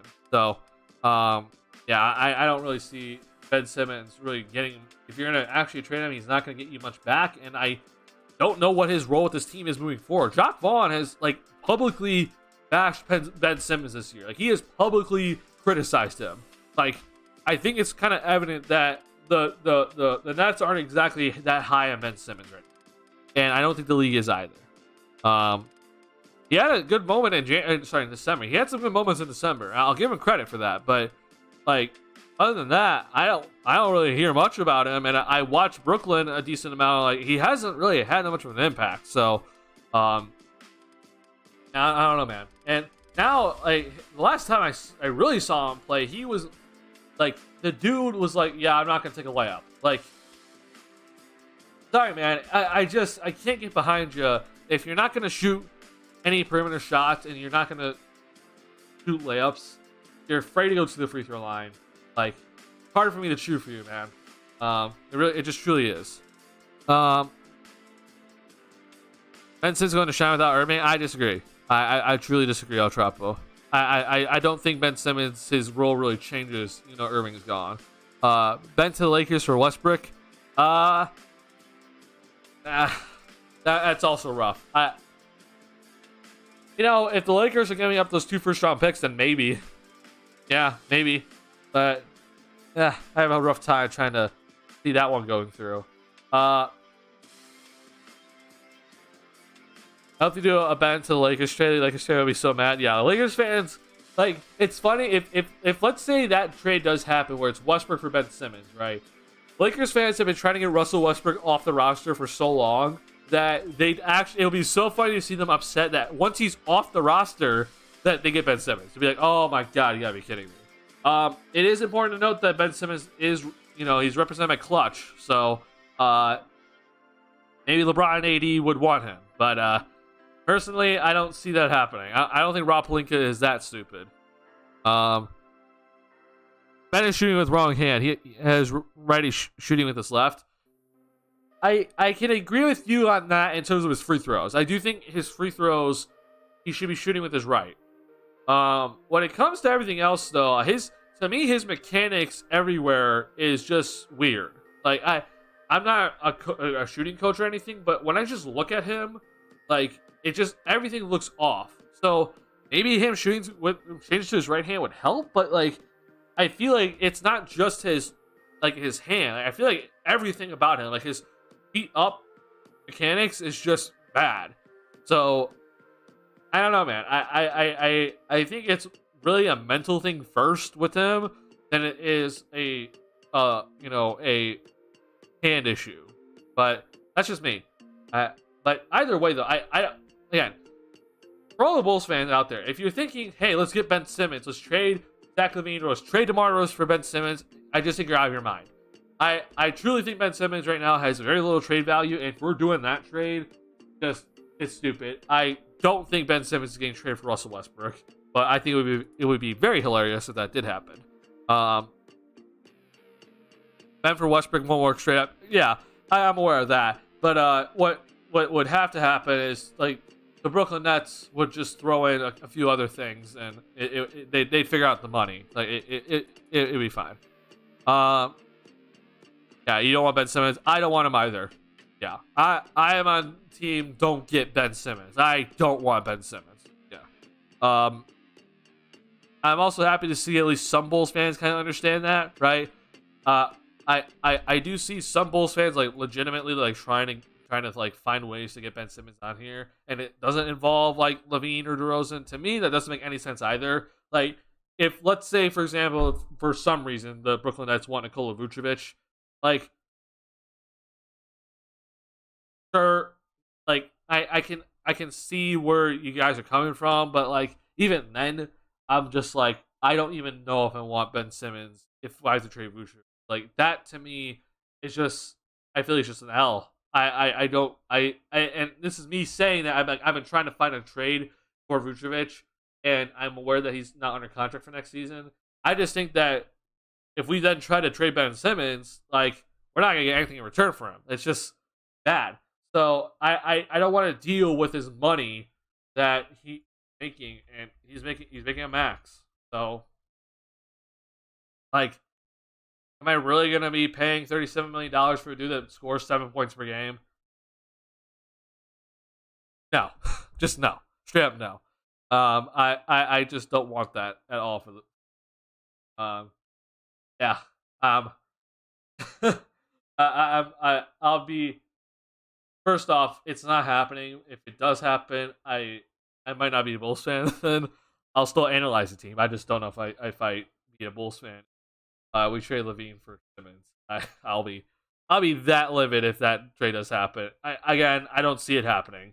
But yeah, I the fact that I see Bulls fans wanting it to happen, it really truly shows how people don't watch the NBA. They don't pay attention to other NBA teams. So it's okay. I'm just gonna be here to be like, yeah, just don't get your hopes up if you really want Ben Simmons on this roster. I think AK is at least smart enough to realize that Ben Simmons is not worth it no matter what. His contract is hella scary, and I am not willing to work through that. Yeah, just stuff to look at moving forward. I do like so there was a trade that was put in here. I believe it was who was it? It was Darius. No, it was you, Tarot King. It was you, Tarot King. I wanna go over your trade that you brought up in chat here.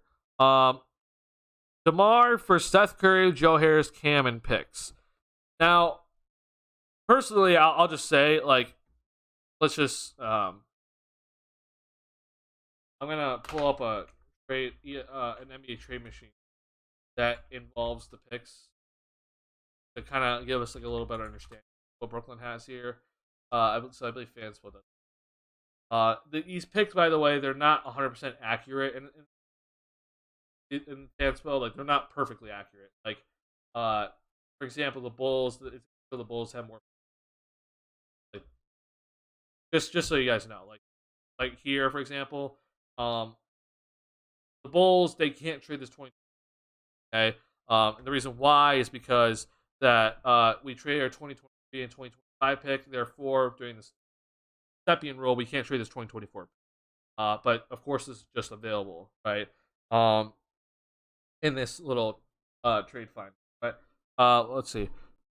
I saw a trade online somewhere else. I thought I just mentioned I'm not super high on that trade, but we do get a shooter and a young player with the pick or something. So the reason why I'd be like actually kind of all right with that deal, it matters first off about the picks. Like, the picks have to be solid, right?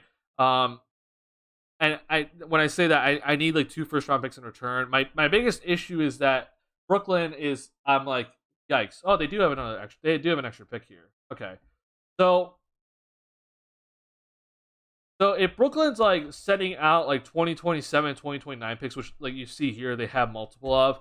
To me, it's a no go. Like I don't want 2027, 2029 picks for DeMar DeRozan. But if they're actually willing to send one of their 2023 picks, right, and then they'll set like a 2027, I'd be more open to that idea.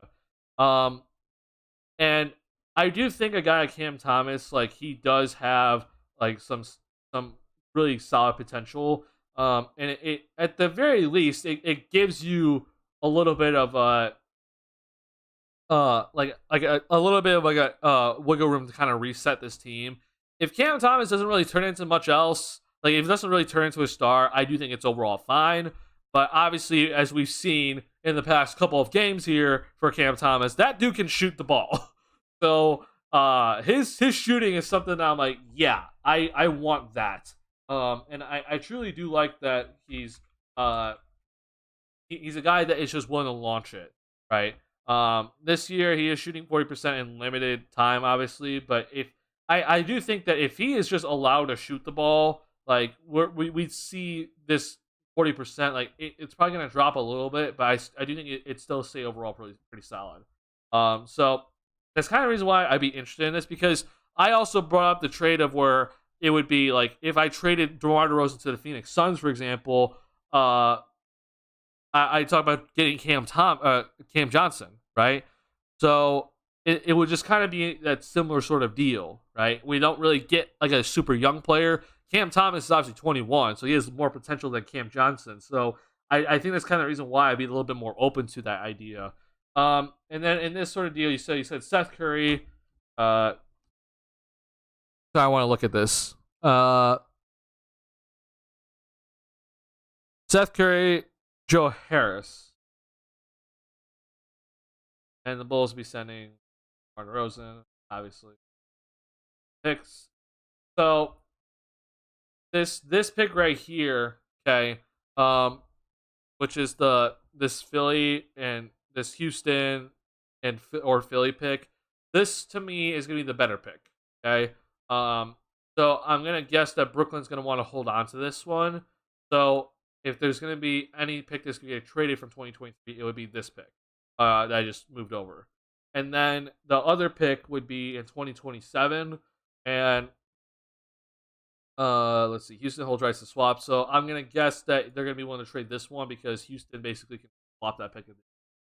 Uh, so then 76ers they have that Philly pick, 2027 that so they can trade that pick that I just sent.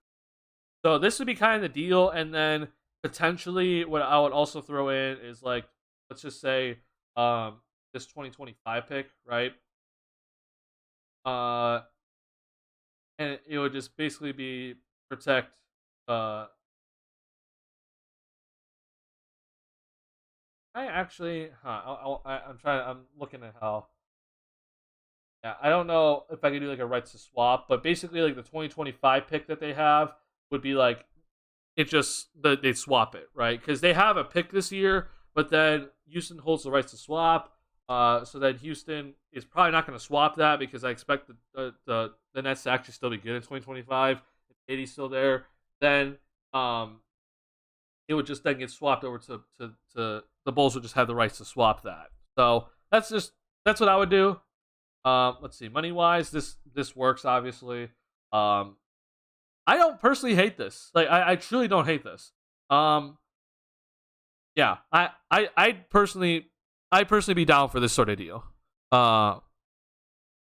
Seems weird to congratulate DeMar being an All-Star this year, and then we trade him in a few days. For sure, it'd be weird, but we just saw Kyrie Irving. You know, he's named an All-Star starter and just got moved. Obviously, he wanted out, but it's just how the NBA works, man. It's a business. Again, though, as we've been kind of seeing, right? DeMar DeRozan is probably not getting traded, so this sort of deal is off the table for at least the trade deadline. Now, what I will say is this deal for next season, like let's oh we can't move it. See. I'm gonna go over the spot track. Sorry if you hear. I try not to say the bad word this channel. going to go over to Brooklyn. So if I'm not mistaken, that deal could be made in the offseason, right?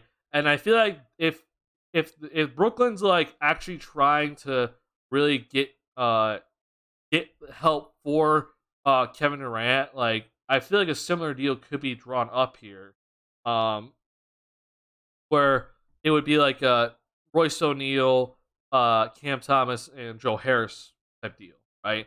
That would be the players, like, because they don't have Seth here, right? So then they can just go ahead and do that. Seth Curry is, yeah, he's just an unrestricted free agent. Like, there's no options on him. Yeah. So yeah, I just, if let's say that deal happens in the offseason, like let's keep that in mind for that, right? Where similar trade, but replace Seth Curry with Royce O'Neal, and I think that money should work still. And it should work because DeMar's going to be getting a little bit more money.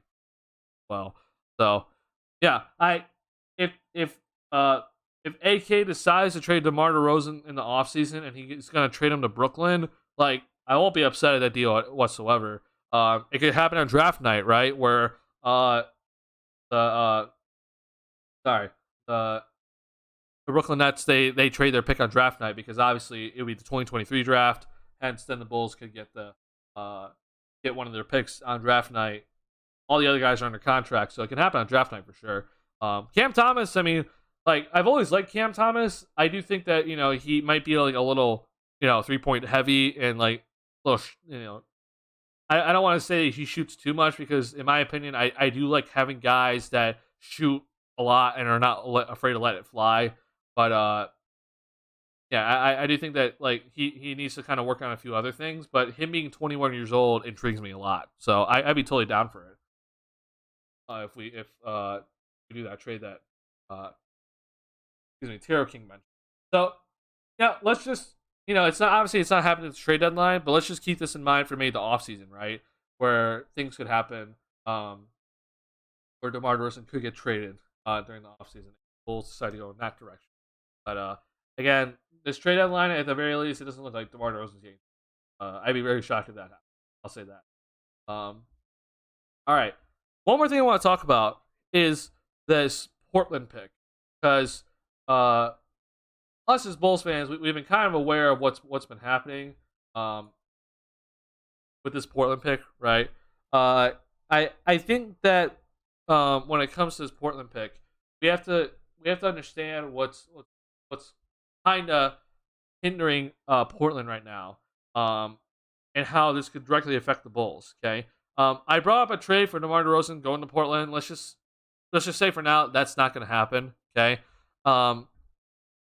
but this Portland pick right here. Okay, this is the pick I'm talking about. This pick, in my opinion, what Portland might actually start thinking about here is lifting the protections on this pick, which means then the Bulls are guaranteed to get this pick this season. And I think that's an absolute win if that happens. Because right now, Portland, when we look at the standings, like they're right now they're 11th. They moved up a spot, but they're not guaranteed a playoff spot, right? And if they're gonna make the playoffs, it is probably through the play-in, which is overall scary. But also, if you look at this 4 through 12, they're all between 20. They all have 26 or 27 losses. So Portland could actually jump up into the top 4 suddenly. It's very unlikely, but it could happen. The thing is this: Portland has been trying to figure out how can they help Damian Lillard, right? They've have said that they're not going to rebuild. They like Damian Lillard, they like Simons, but they're trying to add on to that team. So, for example, let's just say that they want OG Anunoby.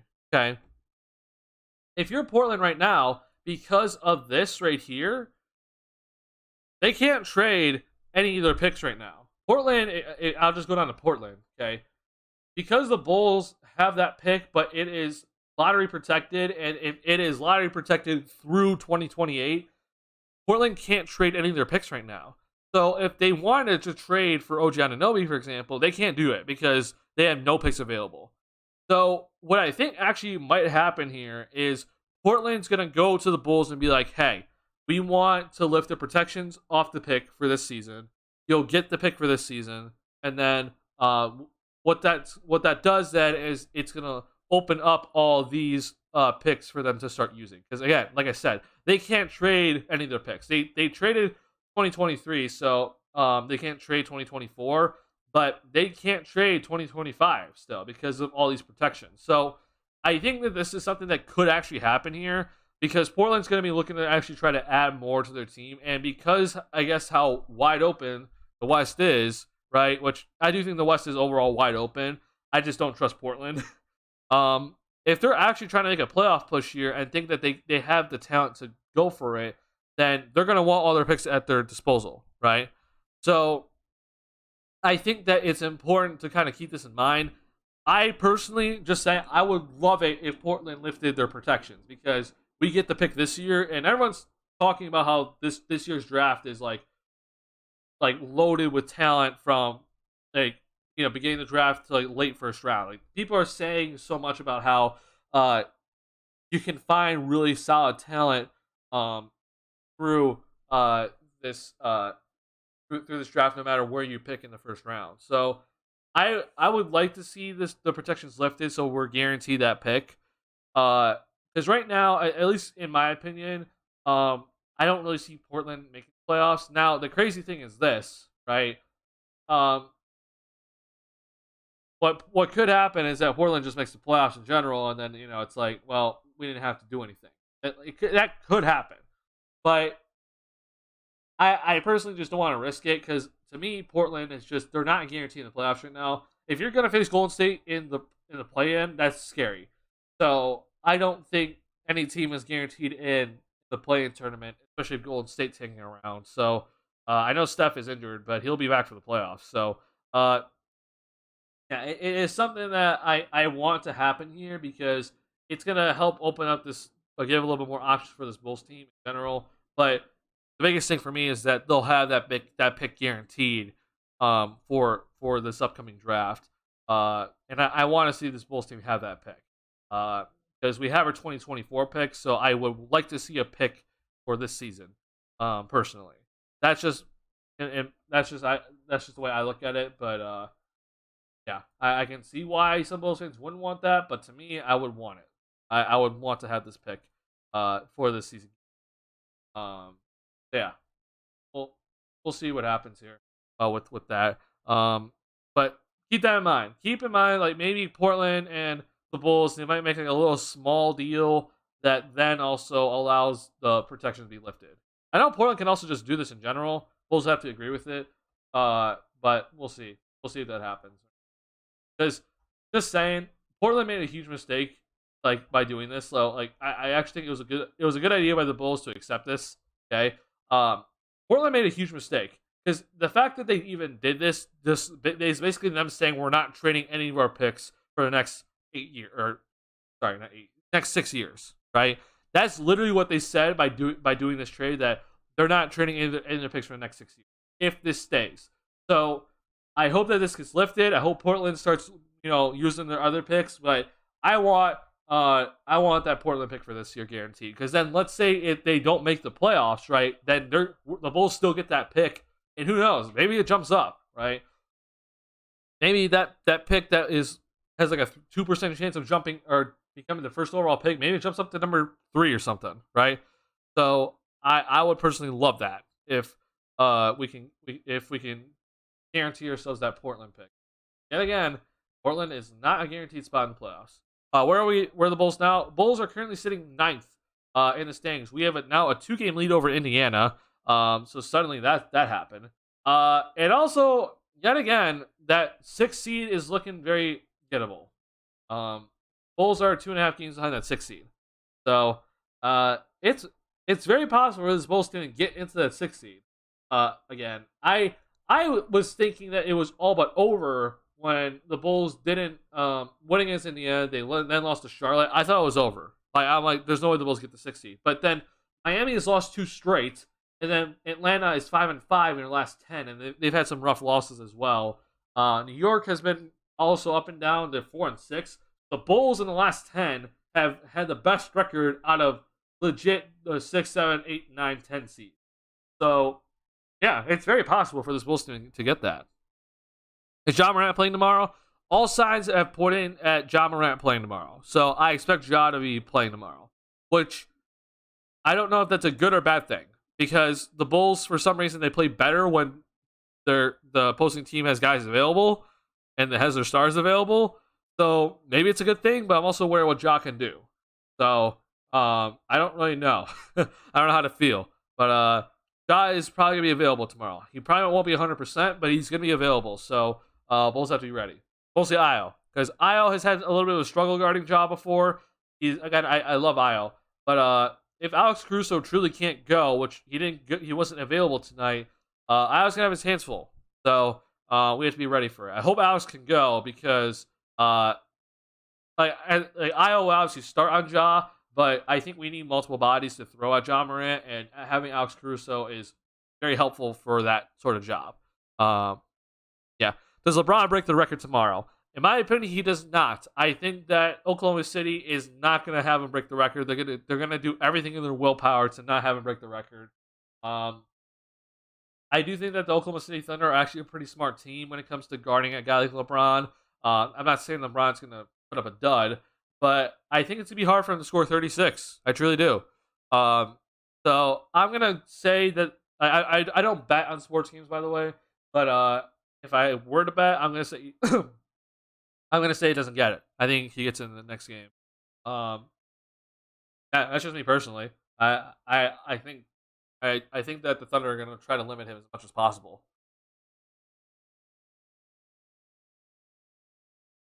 Big boy Drummond played good, especially getting those offensive rebounds. Oh yeah, Drummond had a phenomenal game. Yeah, I'm giving a lot of credit to him tonight. I'm happy to see what Drummond did tonight.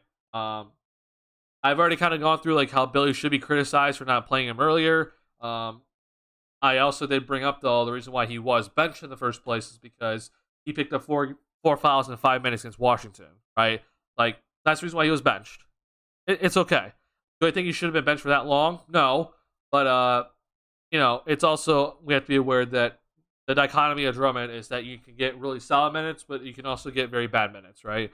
So hopefully, if he stays on this Bulls team, right, which he could very well be traded, if he stays on the team, though, I hope he continues to play well. I think he could be a huge boost off the bench if he continues to play well. Obviously, not put up 21 every single game, but if he's giving you 10 and 10 off the bench, like that's a win. Because he can give you 10 and 10 in 14 minutes. Like that's huge. And I hope that he continues to do such a thing, because that can only help this Bulls team. So yeah, I'll be anxious to see what happens. For this Bulls team moving forward, though, like at the very least, in my opinion, because this Bulls team obviously they're not tanking, and I don't want them to tank. If we can't get to the 6th seed and guarantee ourselves a spot on the playoffs, then I would like to see this Bulls team at least get to the 8th seed and end there. Ideally, the 7th seed, right?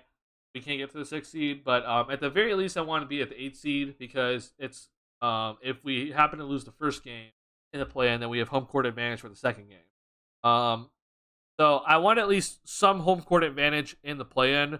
Ideally, again, 7th seed would be best, but if not the 7th seed, then get the 8th seed. So passing up Atlanta is, in my opinion, extremely important here, and I do think that the Bulls can do that. Atlanta doesn't necessarily have the best schedule moving forward for them, so, and they've just, Atlanta, for some reason, like they'll look all right one game and then they just look awful the next. So they face New Orleans next, which New Orleans is struggling, so who knows? I don't know about that game, honestly. That's a toss-up in my opinion. Phoenix has looked a little bit better recently, so there's a little bit of easy games coming up here against San Antonio and Charlotte, but then New York, Cleveland, Brooklyn, like that's a little bit rough. And then obviously moving down to March, I see a lot of really good games have to face. Bulls have to face them on April 4th, so that's gonna be a big game if it does come down to that. Yeah. You know where the All-Star game is? I'm actually not too sure, honestly. Where is the All-Star game? I'm actually not sure.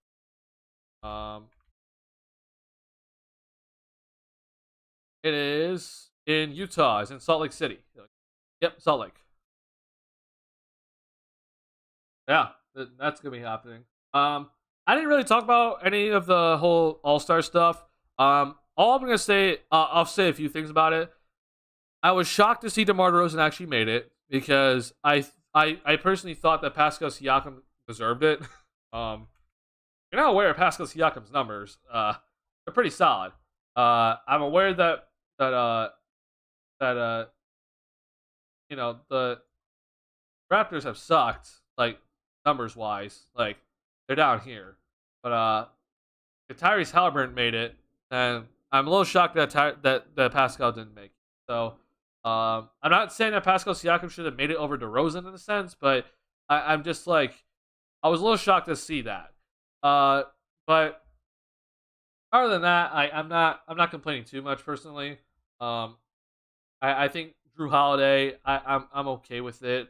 Because the Bucks have played really well recently. I do think that they deserve to.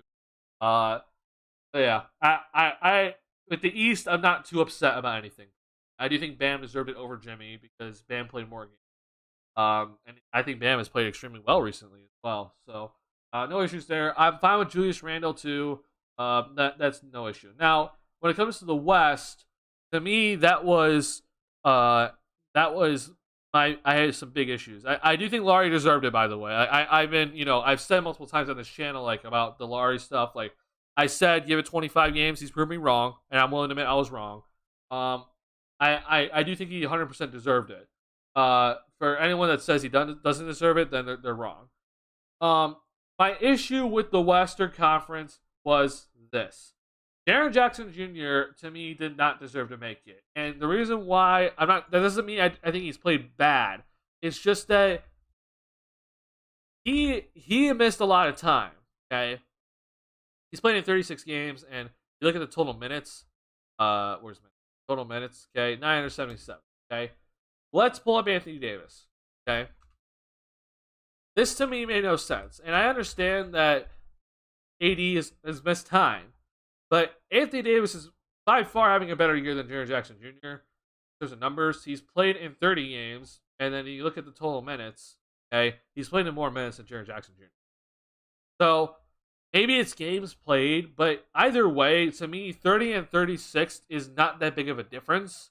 So if I'm going to choose between the two, Anthony Davis gets the nod. That was my big issue. I was just like, what? Like, you're picking Jaren Jackson Jr. over Anthony Davis. That makes no sense.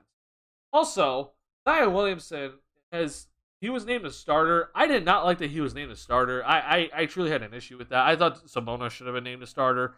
But Zion's played in 29 games this year. So yet again, is another guy that has played less than Anthony Davis, has played less than Jaren Jackson Jr., and he's starting. And I understand the fan vote has a say, but it just kind of shows you, like, there's some stuff wrong with the All-Star voting process, the fan vote, and then the coaching vote. So, yeah, that was my only issue. People that think that Damian Lillard doesn't deserve it are wrong. Damian Lillard 100% deserved it. He 100% deserved it, and I do think Sabonis should have made it over De'Aaron. I like that person as well. So, that's my only say, honestly. I do think Paul George also deserved to make it. I know some people thought Anthony Edwards should have made it. But I don't personally see a spot for Anthony Edwards. Obviously, with Steph being out, maybe he makes it in now. But to me, Anthony Davis should make it in first. That's just me. But yeah, that's just my thoughts. You can have your thoughts as well. But I didn't have too many issues. Just my big issue was Jaren Jackson Jr. That was my only issue. I was like, ugh. Yeah. Hopefully DeMar plays by himself instead of passing the ball all the time in his previous All-Star games. I like to see a few dunks from DeMar. I'd say that for sure. Yeah. Yeah. I like to see a few dunks. Also, you asked when, not where. I apologize, Adam. It is February 17th. The All-Star game takes place on the 19th. So that's coming up, obviously. So, All-Star festivities. I will say the All-Star festivities recently have not exactly been amazing. I always kind of feel like All-Star Saturday night has kind of always disappointed. I hope that changes. But I've always looked forward to the Rising Stars game more. I like the Rising Stars game a lot. But also Saturday night, since that Aaron Gordon and Zach LaVine dunk show has just to me has been very very eh.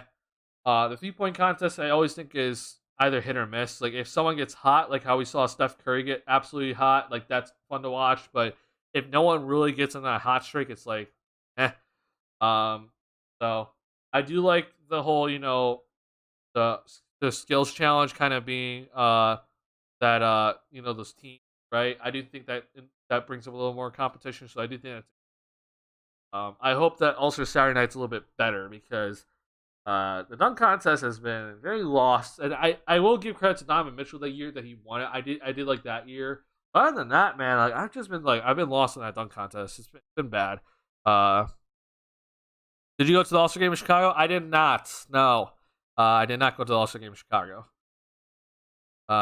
Tickets are very expensive, and I'm sure Jerry Reinsdorf got a ton of money because of it. And you know what? I'm not paying that for.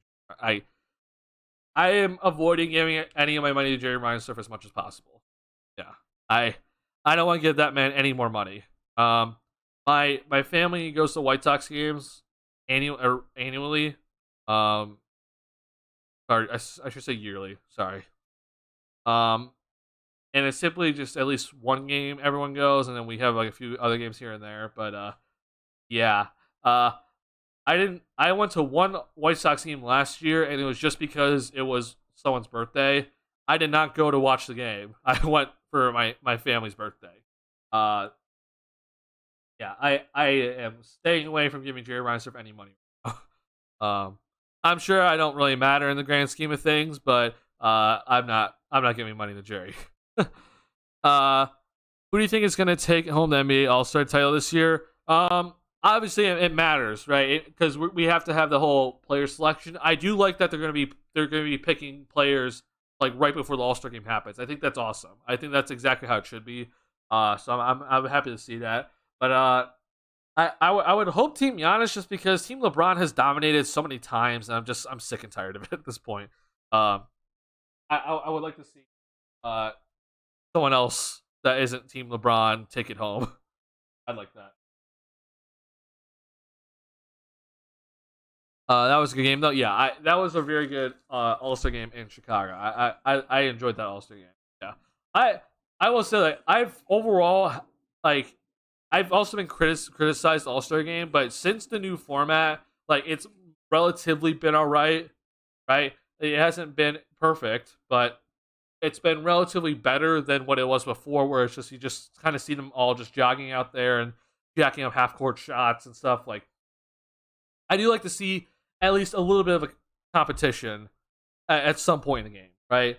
I'm always aware that the first half or whatever you want to call it, like the first two quarters, nothing's gonna happen. Like you're not gonna see really big competition in the first two quarters, but I do appreciate when I see them later in the game start to place a little bit of defense, kind of run some cool plays because like what more could you ask for but to see the best players in the NBA team up and then go against each other? Like I feel like that's just prime time TV if they all went at 100%. I feel like that would be the most watched game ever. Like, there's a reason why the U.S. Olympics like that gets a decent amount of viewership because it's awesome to see NBA players, the best of them, team up together and try to try to win together. I think that's awesome to watch. But to then see not just U.S. born players, but to also see international players, and then two the best two teams with the best players go against each other. I think that's awesome. Um, but I also understand that it's important not to get injured. But I do want to see at least a little bit more effort in general. But I think the new format has at least helped that a little bit, and I appreciate the NBA kind of trying to figure it out. Uh, so I hope this year it's not a big, gap between the two scores so that when it comes to the last quarter, it's going to be a very tight score. Um, and we're going to see clutch shots being made left and right, etc. So, yeah, I'm looking forward to it, honestly, because I can see it being close this year. Steph obviously not playing in it hurts. the All-Star game. I think a lot of people obviously watch the All-Star game just to watch Steph Curry launch three. But like we have a lot of talent this year's All-Star game, no matter who's not going to be available to play. So I hope it's going to be entertaining. Yeah, hopefully DeMar DeRozan has some clutch buckets or something. I'd like to see that. All right. I think that's honestly what I wanted to cover today. I'm trying to think if I'm missing something. I'm gonna check my notes. Back to the one. Let's look at Anthony made it to. All right. I want to briefly talk about this upcoming game against Memphis because this is gonna be rough. Memphis did not play tonight, so this is obviously something to be aware of. So Memphis did not play, so Bulls are gonna be a second night of a back-to-back here, and they're gonna go against Memphis. This is gonna be tough for this Bulls team. But here's what we're gonna have to do here. Memphis in transition. Okay, if you do not know, the Memphis Grizzlies in transition are one of the best teams in the league. When it comes to them in the half court, they are a struggling team overall. They're not like I'm not gonna say they're horrible, but they're in the bottom third. Okay, so when it comes to this game, I want this Bulls team to be in control of the tempo no matter what on both sides of the floor. So when you get opportunities to run. But what you don't want to have happen is to have this game turn into a full-out back and forth pace game, because the Memphis Grizzlies, as I just said, Memphis Grizzlies in the transition, they're one of the best teams in the NBA. But if you can make them play a half-court game, that completely changes the game. Okay, this is what I want this Bulls team to do: is control the tempo on offense. Play fast when it's necessary, right, and when it's right. On defense, make the Grizzlies play slow. Make them slow it down as many times as possible. Don't let them get in the open court. Which also means on offense, you have to be taking good shots, right? But also not try to look to offensive rebound that often. You have to get back, okay? Steven Adams is a damn good rebounder in general. He's also one of the best offensive rebounders in the NBA. So if we're going to be playing a half-court game, right, on the defensive end, we cannot be giving offensive rebounds to Steven Adams after the shot goes up for Memphis, okay? Control the glass, okay? You have to make sure the Memphis Grizzlies are one and done on offense. Don't give them any extra possessions. As you can see right here, they're the best team in the NBA in offensive rebounds per game. Let's not have them get that, okay? So, two things right off the bat. Control the tempo, right? If you can play fast, good. But on defense, make them play slow. Then on the boards, you have to control the glass. Have to. So this is another game where Drummond, right, is important. Steve has been out with an injury, so yeah, I'm also aware of that as well. But either way, this Memphis Grizzlies team is one of the best offensive rebounding teams in the league, even without Steven Adams. Okay, so it's always important against this Grizzlies team, because they're so scrappy that you limit them on offensive rebounding opportunities, no matter what. So that has to happen. Like, no excuses. So make sure you do that. Defensively, the Grizzlies are always really solid. So that's just why I say try to get as many transition points as possible, but just limit their transition points. So get back on defense quickly. That to me is how the Bulls can stay in this game. And what's funny is this, guys. The Memphis Grizzlies are well known to be one of the best teams in the NBA right now, right? When you look at the standings, like this Bulls team, like Bulls now with their win tonight, like they have 26. Like the Grizzlies have 32. That's a 6-game difference. Okay. I'm not here saying that the Bulls are anywhere close to the Grizzlies. Not. But you're starting to see now, like a team, for example, like the Pelicans. Okay, the Pelicans were in the 4th spot not too long ago, and then suddenly they have fallen off a cliff. They're now down here. Okay, I would just hope that this Bulls team can do the opposite of the Pelicans and start moving up, right? Moving up in the standings. Okay, so there's, we're getting to the point now where There's not a lot of games left in the season, but there's still a significant amount of time left where you can make up some games. So I hope that uh you know teams are starting, or this Bulls team is aware of their possibility here to potentially move up into that sixth. And being a team like Memphis, even though they're gonna have to play against Ja, and obviously Memphis is a better team, let's just make sure that we play well. If you don't win the game, that's all right. But if you control what you can control, I can live with it. So, um, let's just move. Let's just do what we can. Let's put up a good fight against this Grizzlies, because I think that this is a winnable game in a sense. I do think that Grizzlies have the advantage, so I do expect this Bulls team to lose, but I hope that we at least put up a good fight. That's all I'm really asking for against this Grizzlies, especially if Ja Morant is. But the reason why I say it's winnable is because this Grizzlies team has lost 8 of their last 9, if I'm not mistaken. So because they've lost 8 of their last 9, like, they're reeling, right?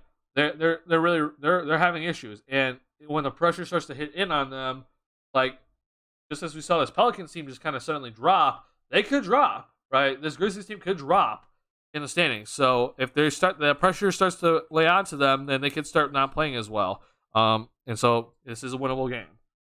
I will say also about this Grizzlies team, like I've continued to say this, you're starting to see the Grizzlies fans are not exactly too happy with their team, and it's kind of crazy.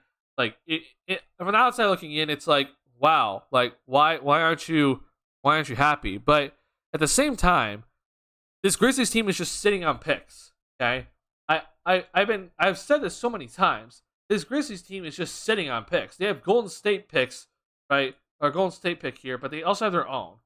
If they're truly about becoming a championship caliber team, like, they got to cash in on these picks, okay?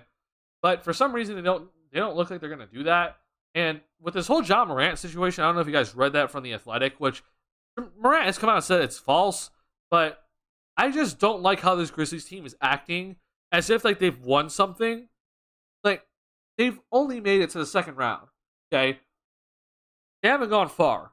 They act like as if they've won stuff, and like they act like as if they're big rivals to other teams. And Ja Morant earlier in the year said that, oh yeah, I don't fear anybody in the West. And then after that statement, the Grizzlies against the West have been awful, right?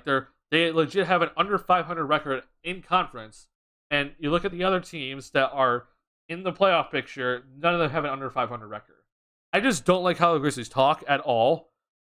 So I would like for this Bulls team to go out and punch them in the mouth, and make a statement saying that, hey, we're not that great of a team either right now, but you just lost to us. Congratulations. So I want this Bulls team to go out and try to do that. Again, I don't expect this Bulls team to win it, but I would like to see them win it tomorrow. But I'll be back tomorrow for a post-game stream after that Grizzlies game. Hopefully it is a Bulls win. If not, it's all right. But I do appreciate you guys hanging out with me tonight. Great stream. I had a lot of fun tonight talking with you guys. If you have not already, hit that like button on the stream. Helps me out a lot. If you're new to the channel and like Bulls content, go ahead and hit that subscribe button. Bulls are suddenly one game under 500 and could be 500 tomorrow if they win against the Grizzlies. So hopefully that does happen. But as always, guys, I want to say thank you so much for hanging out with me. It's been a lot of fun this season. Look forward to more streams with you guys. But hopefully the Bulls win against the Grizzlies tomorrow. I'll see you guys then. Peace.